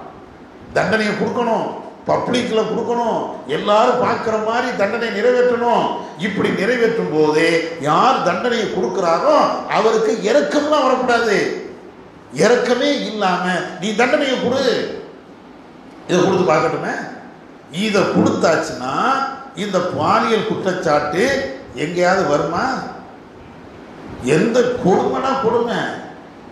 70 வயசு கிழவியை போய் கற்பழிக்கிறாங்க. பேப்பர்ல அது பெருசா போடலாம். என்ன நடக்குன்னு தெரியல. அன்னைக்கு சமீபத்தில் பாருங்க 90 வயசு கிழவி. ஆனால் என்ன இவனோட எவ்வளோ பெரிய வெறித்தனம் இருக்கும், எவ்வளோ மோசமான சிந்தனைகள் இருக்கும். அப்போ இந்த சிந்தனை வருவதற்கு அடிப்படை காரணம் என்ன? இந்த தண்டனை இல்லை. ஒருத்தர் அத்துமீறுகிறான் என்றால் அந்த அத்துமீறுதலை தடுத்து நிறுத்தக்கூடிய அதிகாரம் அரசாங்கத்துக்கு இருந்து அதை செஞ்சு இருந்தா இப்படி நடக்குமா? அப்ப இவ்வளவு நடக்கிறதுக்கு என்ன காரணம்? பொம்பளை பிள்ளைங்க ரோட்டில் போக முடியலை, ஒரு சாதாரணமாக ஒரு கல்லூரியில் போய் படிக்க முடியலை, ஒரு தெருவில் நடக்க முடியலை, யூடிசிங்கிற பேரில் என்னமெல்லாமோ பண்ணுறான், கிண்டல் அடிக்கிறான், அதை செய்கிறான், இதை செய்கிறான், இவ்வளவு அநியாயம் நடக்குதுல்ல. அப்போ இவ்வளவு நடக்கிறது காரணம் என்ன? என்ன சட்டம் தான் ஒன்றும் இல்லை. மிஞ்சி மிஞ்சி போனாச்சுன்னா பலாத்காரம் பண்ணாலும் கூட அது நிரூபிக்கப்பட்டாலும் எனக்கு எத்தனை ஆண்டு தண்டனை?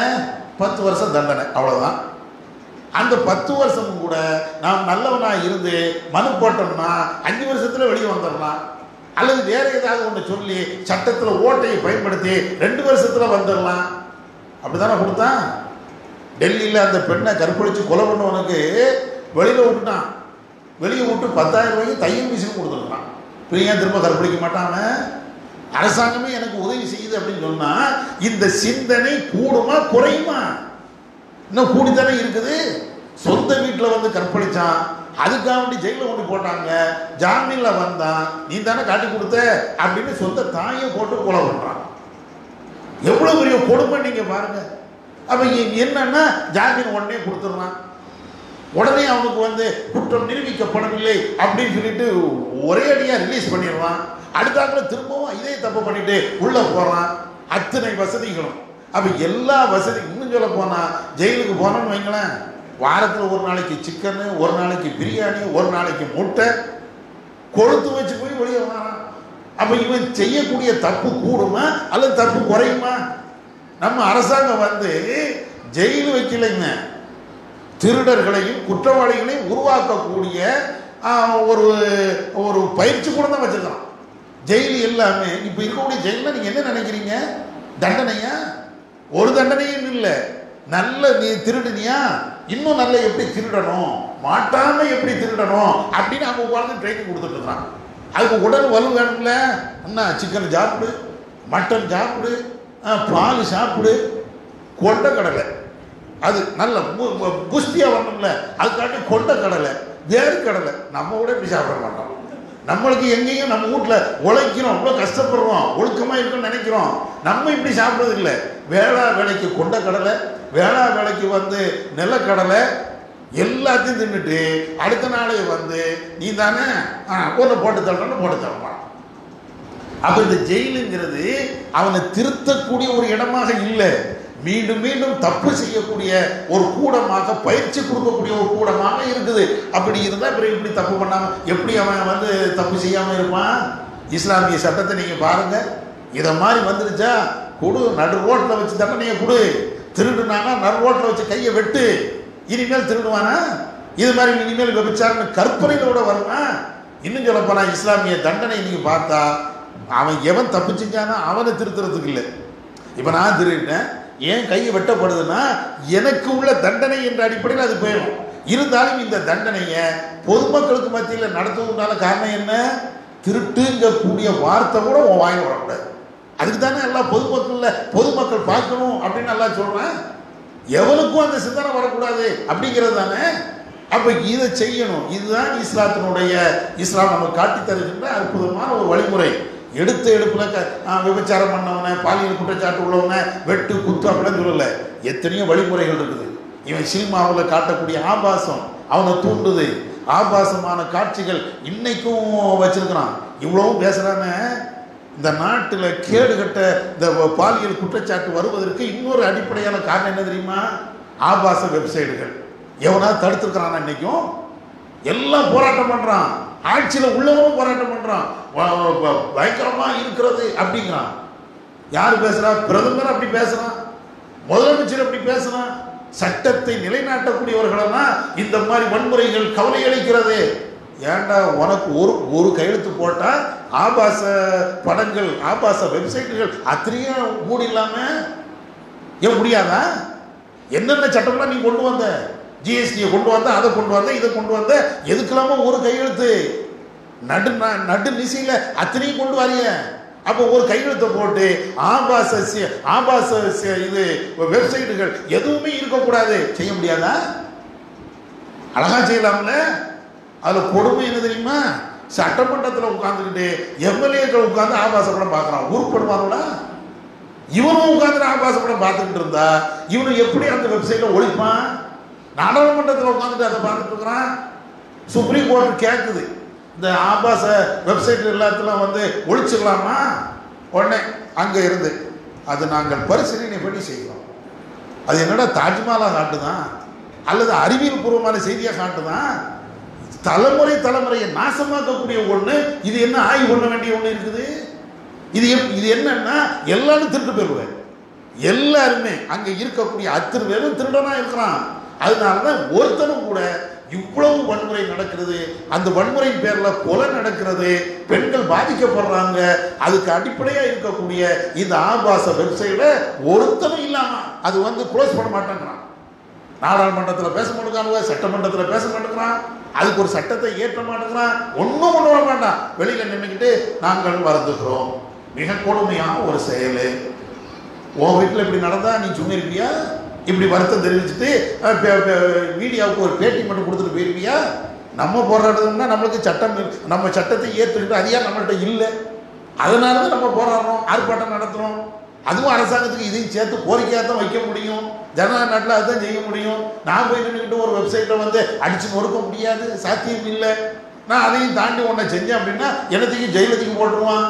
அப்ப இதை மாதிரி பிரச்சனையா இருக்கிறதுனால நம்ம ஜனநாயகத்தின் அடிப்படையில் போராடுகிறோம். ஆனால் ஆட்சி அதிகாரத்தை கையில் வைத்திருக்கக்கூடியவங்க இதற்கு எந்த நடவடிக்கையும் எடுக்க மாட்டேங்கிறான். சட்டத்தை கடுமையாக்கணும், போஸ்கோ சட்டம் அந்த சட்டத்தை கொண்டு வந்தா இப்படிலாம் கொண்டு வர தெரியுதுல்ல. 18 வயசு கீழே உள்ள ஒரு பெண்ணை பாலியல் பலாத்காரம் பண்ண அதுக்கு தனி சட்டம் அப்படின்னு கொடுங்க. எல்லாம் சரிதான். ஆனா அந்த சட்டத்தை கடுமையாக்கு, நடைமுறைப்படுத்தி, செயல்படுத்தி, அதை விட இந்த செயலை தூண்டக்கூடிய எத்தனை காரணங்கள் இருக்குதோ, காரணிகள் இருக்குதோ அத்தனை இல்லாமல் ஆக்கு. அப்ப அரசாங்கமே சேர்ந்து செய்யக்கூடிய ஒரு செயல் தான் இதுக்கு நாம சொல்லுவோம். இந்த பாலியல் வன்முறைகள் அரசாங்கமும் தெரிஞ்சோ தெரியாமலோ அதற்கும் அவங்களும் குற்றவாளியாக தான் இருக்கிறாங்க. யாரும் தடுக்கல. இந்த பாலியல் வன்முறைக்கு துணையாக இருக்கக்கூடிய எதையும் செய்யலை. ஆனா இஸ்லாம் இருந்தால் அதனுடைய அடிப்படையில் இருந்து எல்லாத்தையும் தகர்க்கிறது. இஸ்லாமிய ஆட்சியா இருக்கும் என்றால் குர்ஆன் ஹதீஸ் அடிப்படையில் இருந்தா இந்த ஆபாச வெப்சைட் இருக்குமா? போன்ல இப்படி ஒரு காட்சி படம் பிடிக்க முடியுமா? அதுக்கே நாரகிளி உரிமை, தண்டனை பயங்கரமா இருக்குமே. எடுக்க முடியுமா? ஒரு பெண்ணை போட்டோ எடுக்க முடியுமா? அப்ப அதனால இந்த ஆட்சியாளர்களும் இதில் ஒரு குற்றவாளியா இருக்கிறாங்க என்பது நம்ம விளைவிக்கணும். அதே நேரத்தில் இஸ்லாம் இதற்கு அறிவுபூர்வமான தர்க்க ரீதியான பல்வேறு சட்டங்களை இஸ்லாம் நமக்கு சொல்லி தருகிறது. இதுதான் நமக்கு உண்டான தீர்வு.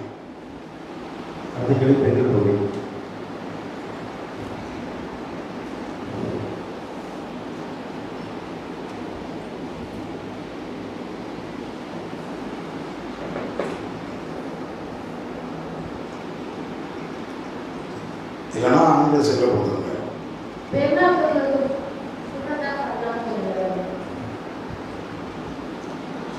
பெருநாள் தொழுகை சுன்னத்தா அல்லது ஃபர்லா? சமீபத்தில் அப்படி ஒரு சர்ச்சையை கிளப்பியிருக்கிறார்கள். அதில் சில பேர் சுன்னத்து என்றும் சில பேர் ஃபர்லு என்றும் அப்படின்னு மாறி மாறி வாதங்கள் இருக்கிறது. அதில் சில பேர் சுன்னத்துங்கிறாங்க, வலியுறுத்தி சொல்லப்பட்ட ஒரு சுன்னத்து அப்படிங்கிறாங்க. அதுக்கு என்ன ஆதாரம்? அவங்க சில ஆதாரத்தை முன்வைக்கிறாங்க.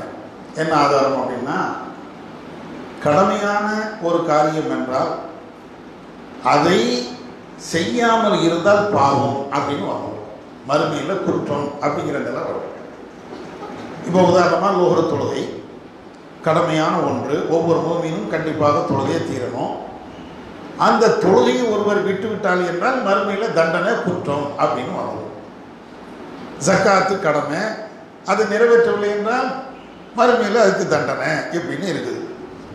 அப்போ ஒரு ஃபர்லி என்றால், கடமை என்றால், அதை நிறைவேற்றவில்லை என்றால் கடுமையான குற்றம், கடுமையான பாவம் அல்லது கடுமையான தண்டனை இப்படிங்கக்கூடிய நிலையில இருந்தால் அதுக்கு பேர் ஃபர்லு. ஆனால் இந்த பெருநாள் தொழுகையை ஒருவர் தொழவில்லை என்றால் அவருக்கு கடுமையான தண்டனையோ குற்றமோ அல்லது காபிராயிட்டாரு அப்படிங்கிற மாதிரி ஒரு நிலையோ எங்கேயாவது இருக்குதா? அப்படி இல்லை. அதனால இது கடுமையான குற்றம்னு சொல்ல இயலாது, அதாவது ஃபர்லு என்று சொல்ல இயலாது. இது சுன்னத்து. சுன்னத்துனா ரசூலா ரொம்ப வலியுறுத்தி சொன்ன ஒரு சுன்னத்து அப்படிங்கிற அளவுக்கு இதை புரிந்து கொள்ளணும்னு சில பேர் அப்படி இல்லை, ரசூலா கண்டிப்பாக செய்யணும்னு சொன்னாங்க. நான் ஏற்கனவே சொன்ன மாதிரி தொழ முடியாத பெண்களும் திடலுக்கு வரணும்னாங்க, ஆண்கள் பெண்கள் அத்தனை பேரும் திடலுக்கு வரணும்னு சொல்லியிருக்கிறாங்க. அப்போ ரசூலா இவ்வளோ வலியுறுத்தினாங்களா இல்லையா அந்த தொழுகைக்கு? அதனால அது கடமை.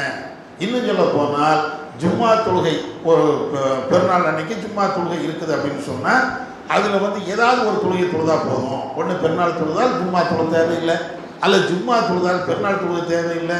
அப்போ இப்படின்னு இருக்கும்போது ஜும்மாவுக்கு சமமாக, ஜும்மாவுக்கு ஈக்குவலாக அதை வச்சு தானே இருக்கிறாங்க, அதனால கடமை அப்படின்னு சில பேர். ஆனால் இப்படி மாறி மாறி தர்க்கங்கள் இருக்கத்தான் செய்கிறது. இது இந்த சட்டத்துக்கு மட்டும் இல்லை, ஏராளமான மசாயில்களுக்கு இதை மாதிரி தர்க்க ரீதியான மாறி மாறி இது சுன்னத்து, இது ஃபர்லு, அல்ல இது ஃபர்லு, இது சுன்னத்து இப்படின்னு சொல்லக்கூடிய நிறைய சட்டங்கள் இருக்கத்தான் செய்யுது. நம்ம ஜமாத்தை பொறுத்தவரையிலையும் இதை இன்னொரு ஆய்வு பண்ணணும் தான் வச்சுருக்கிறோம். இப்படி ரெண்டு கருத்து இருக்குது.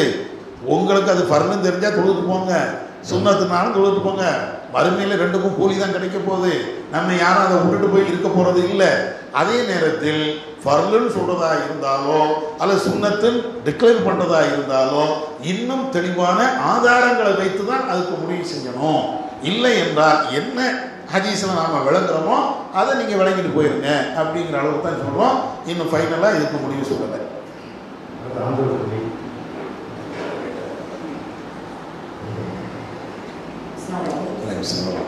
நம்மளுடைய ஜமாத்தில் எடுத்துக்கிட்ட அப்படி அரசியல் ரீதியில் நம்ம என்ன பண்ணலாம் அப்படின்னு சொல்ற மாதிரி முடிவு எடுத்துக்கணும். அப்படிப்பட்ட சூழலில் இப்போ நிகழ்கால நடப்பு அரசியல் பார்த்தோம்னு சொன்னால் ஆதரவு கேட்கக்கூடிய ஒரு சூழ்நிலையோ இல்லை முஸ்லீம் ஓட்டு யாருக்கு பெரும்பான்மையான மக்கள் ஓட்டு கொடுதோ அவங்க தான் ஆட்சிக்கு வரக்கூடிய ஒரு நிலைமையில இருக்கிறாங்க. அப்படி இருக்கும் பொழுது நம்ம மாநாட்டு நடத்துறதோ இல்லை பிற பொதுக்கூட்டம் நடத்துறதோ சுனத் ஜமாத்துக்கோ இல்லை மற்ற மற்ற மக்களுக்கோ அழைப்பு கொடுக்குற மாதிரி நன்மையை நாடி, அதாவது இந்த அரசியல் அவங்க வெற்றி பெற்றுட்டாங்கன்னு சொன்னா அவங்க நமக்கு நல்லது செய்வாங்க என்பதை நாடி அந்த விஷயங்களை நம்ம அவர்களிடத்துல பேசுற மாதிரி அரசியல் ஃபர்ஸ்ட் ஏன் கூடாதுன்னு சொல்லிட்டேன். அப்படி கூடாது கூடுன்னு சொல்லிட்டோம்னா இந்த மாதிரியான விஷயங்கள் பொழுது அவங்களுடைய தொடர்கள் எல்லா இடத்துலையும் பேசிட்டு ஒரு முடிவு இல்லாட்டி நம்ம சேர்ந்து எல்லாருமே சேர்ந்து எல்லா சுழற்ற மாட்டோம் கவி ஜமாத்துக்கு என்ன பேர் அமைப்புகள் இருக்குதோ எல்லா அமைப்பும் சேர்ந்து யாராவது ஒரு கட்சியை முன்னிறுத்தி அவங்களுக்கு நம்மளுடைய ஓட்டு அளிப்போம்னு சொன்னா நம்மளுடைய முஸ்லீம் ரிலேட்டடா இருக்கக்கூடிய எல்லா விதமான பிரச்சனைகளும் இருந்துக்குமே அதான் பேசியிருக்காங்க.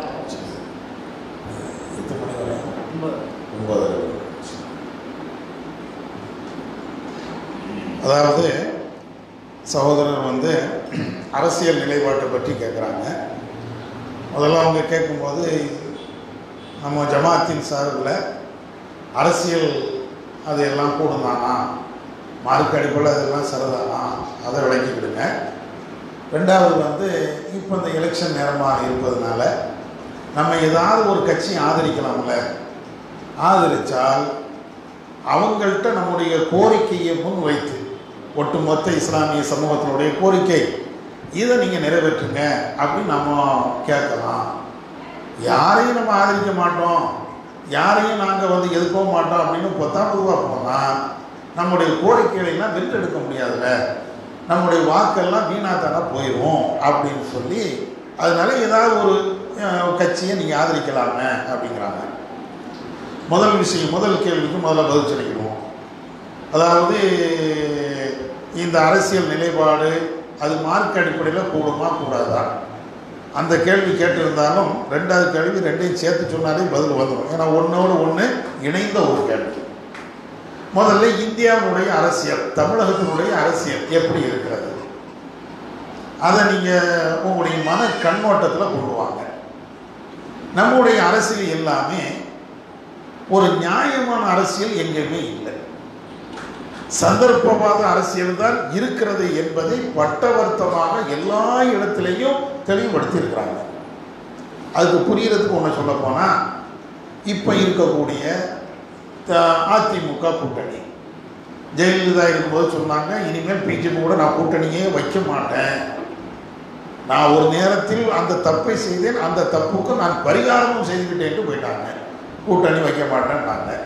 இன்னைக்கு அதோடு தான் கூட்டணி. பாமக நேற்று வரையும் இருந்த பாமக இவங்களை பிடிச்சி கிளிகளையும் பிடிச்சாங்க அதிமுகவை. இவர் என்ன அமைச்சராக டயர் நைக்கின்னாரு அன்புமணி ராமதாஸ், அவ்வளோ கடுமையாக விமர்சனம் பண்ணாங்க. இன்னைக்கு என்னன்னு தெரியல, எல்லாமே சேர்ந்துட்டாங்க. இப்போ இவங்கள்ட்ட யார்ட்டையாவது கொள்கையோ ஒரு சித்தாந்தமோ எதுவும் இருக்கா? ஒன்றுமே இல்லை. சரி, திமுக சைட்லேயே நீங்கள் பாருங்களேன், திமுகவுடைய கூட்டணியும் மாறி மாறி விமர்சனம் பண்ணவங்க தான்.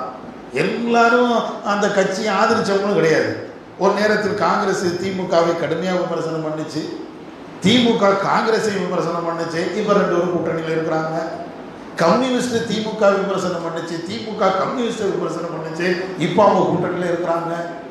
தமுமுகவை இதே திமுக கலைஞர் ஆட்சியில் இருக்கும்போது தீவிரவாத அமைப்பு அப்படின்னு சொல்லிட்டு கடுமையாக பேசினாரு, இப்போ அவங்க போயிருக்கிறாங்க. அப்போ இது எல்லாத்தையும் நீங்கள் பார்த்தீங்கன்னா, அதிமுக கூட்டணியாக இருக்கட்டும், திமுக கூட்டணியாக இருக்கட்டும், இந்த அரசியல் சூழலை நீங்கள் பார்த்தீங்கன்னா, இவங்கள்ட்ட யார்ட்டையாவது கொள்கை அல்லது சித்தாந்தங்கள் அல்லது ஒரு நியாயம் தர்மம் அப்படிங்கிற அடிப்படையில் இருக்குதா? ஒன்றுமே இல்லை.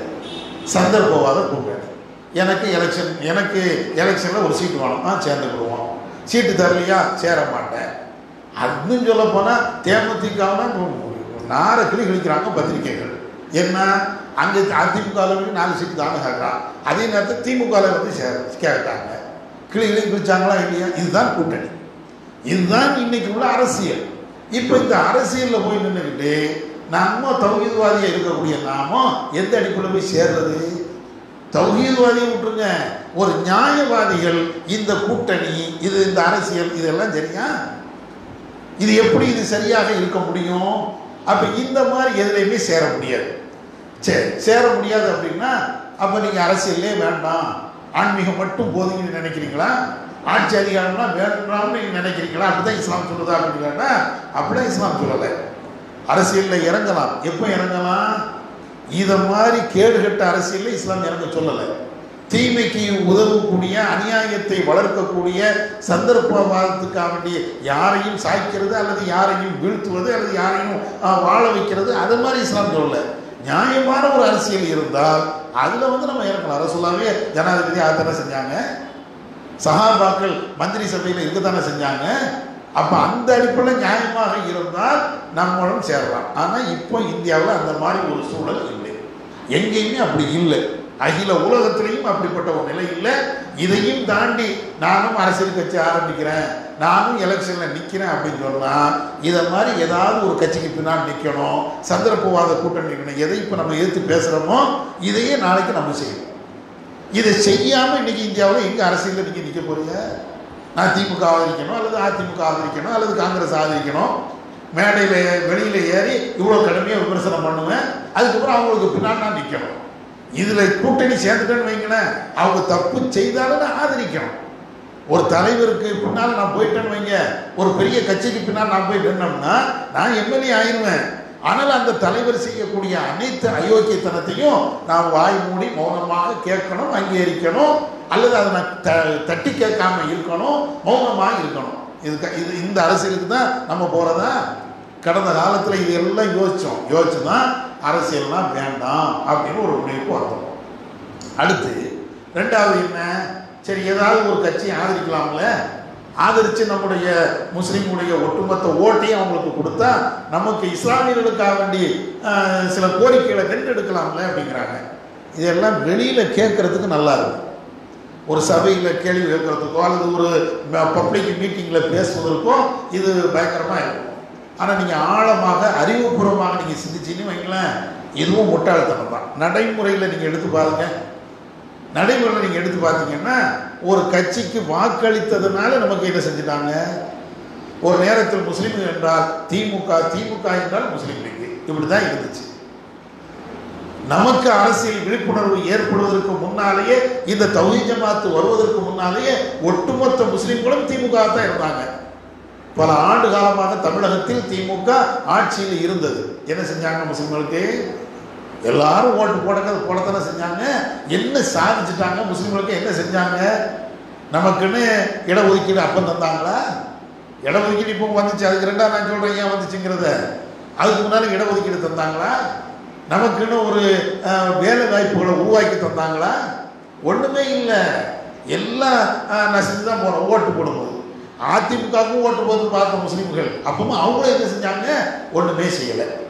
ஆனாலும் இடஒதுக்கீடு வந்துச்சு. எப்படி வந்துச்சு இடஒதுக்கீடு? மக்கள் போராடினாங்க, ஓட்டு போட்டு கிடைக்கல. இன்னும் சொல்ல போனால் நம்மளே வந்து அதிமுகவுக்கு ஓட்டு போடுங்க, இடஒதுக்கீடை கூட்டி தருவாங்க அப்படின்னு கடந்த காலத்தில் கேட்டோம். இடஒதுக்கீடு கூட்டி தந்தாங்களா? தருவோன்னு தேர்தல் அறிக்கையில் கொடுத்தாங்களே. போன நாடாளுமன்ற தேர்தலில் காங்கிரஸ் வந்து நாங்கள் மத்தியில் ஆட்சிக்கு வந்தால் இடஒதுக்கீடு தருவோம்னு அப்போ, அதாவது 99 நினைக்கிறேன், அப்பவுமே சொன்னாங்க. தந்தாங்களா?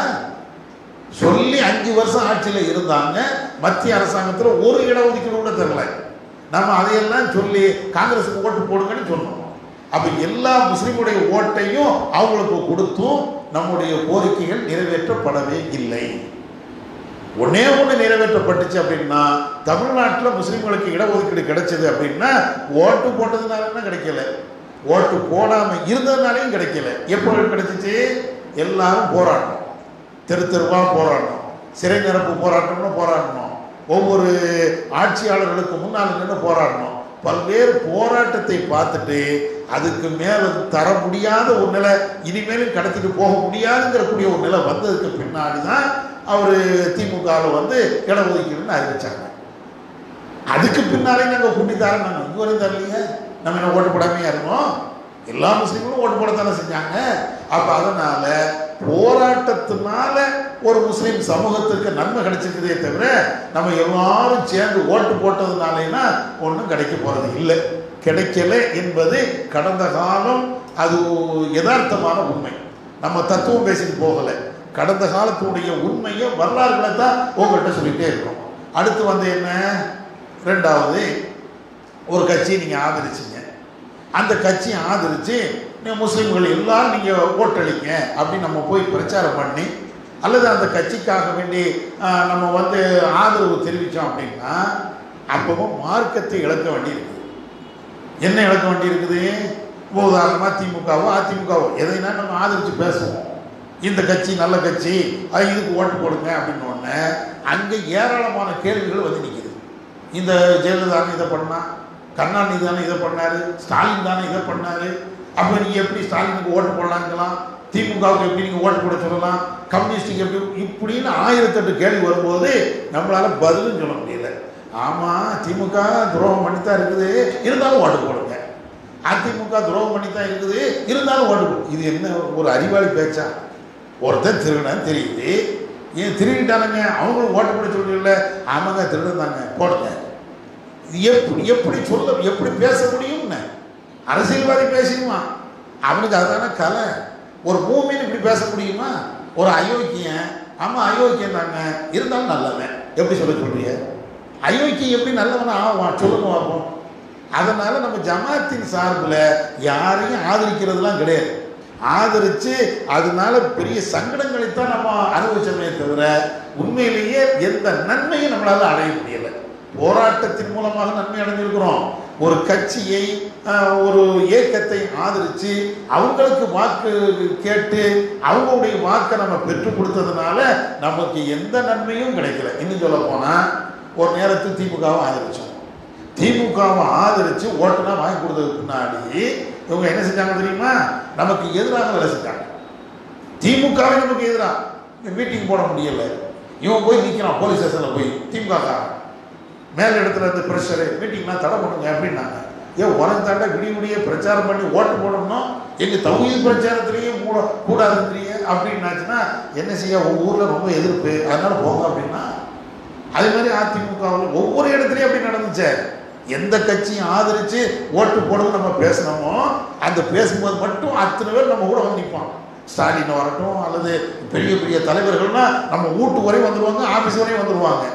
அதற்கு பின்னால் நம்ம ஒரு கோரிக்கைன்னு போனால் அல்லது ஜமாத்துடைய நன்மைன்னு போனால் இதை மாதிரி செய்யுங்கன்னா வாயா நாளைக்கு வர சொல்லுங்க அப்படிங்கிறான்.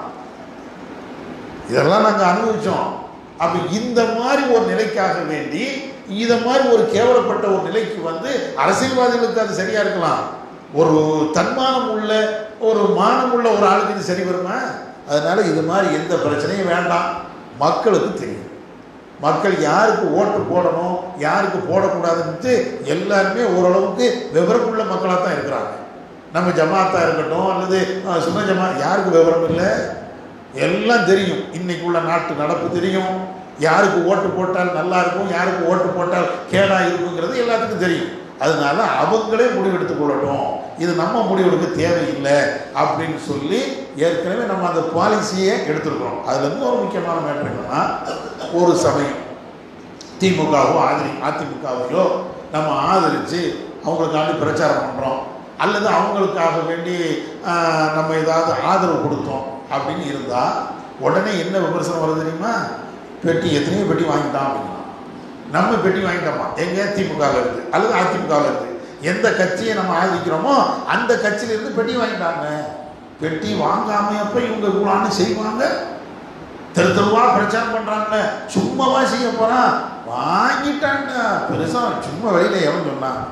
எல்லாரும் இப்போ வாங்கினோன்னா பெட்டி வாங்கிட்டேன்னா சொல்லுவான். அதே மாதிரி தான் நம்ம ஒன்றுமே இல்லாமல் நம்ம மக்கள் உழைச்சி மக்களுக்கு மத்தியில் கெட்ட பேர் தான் எடுத்தோம். பெட்டி வாங்கிட்டான், அதை வாங்கிட்டான், இதனால எத்தனையோ வந்துடுச்சு அப்படிமா, எத்தனையோ எள்ளு வந்துடுச்சு. மாவட்டத்துக்கெல்லாம் பயங்கரமான காசு, அதை வச்சு தான் பள்ளிவாசல்லாம் கட்டிட்டான் அப்படின்னா. நம்ம அங்கே ஒவ்வொரு தண்டையாக வசூல் பண்ணி பள்ளிவாசல் கட்டியிருப்போம். பேர் வைக்கிறது என்ன?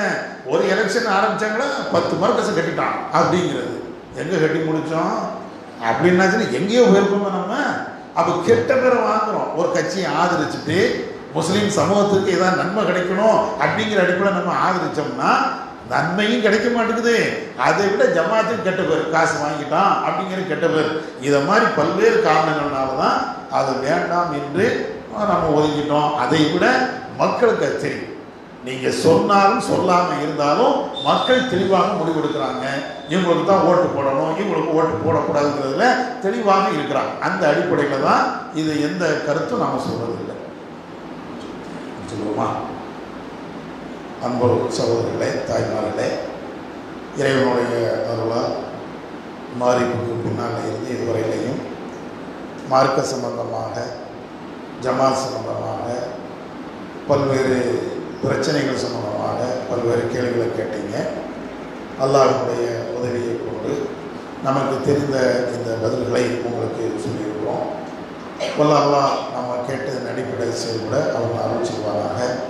வாஹிதவனா அல்ஹம்துலில்லாஹி ரப்பில் ஆலமீன். சுப்ஹானல்லாஹி வ பிஹம்திஹி அஷ்ஹது அல்லா இலாஹா இல்லா அன்த அஸ்தக்ஃபிருக்க. தொழுகை எத்தனை மணிக்கு?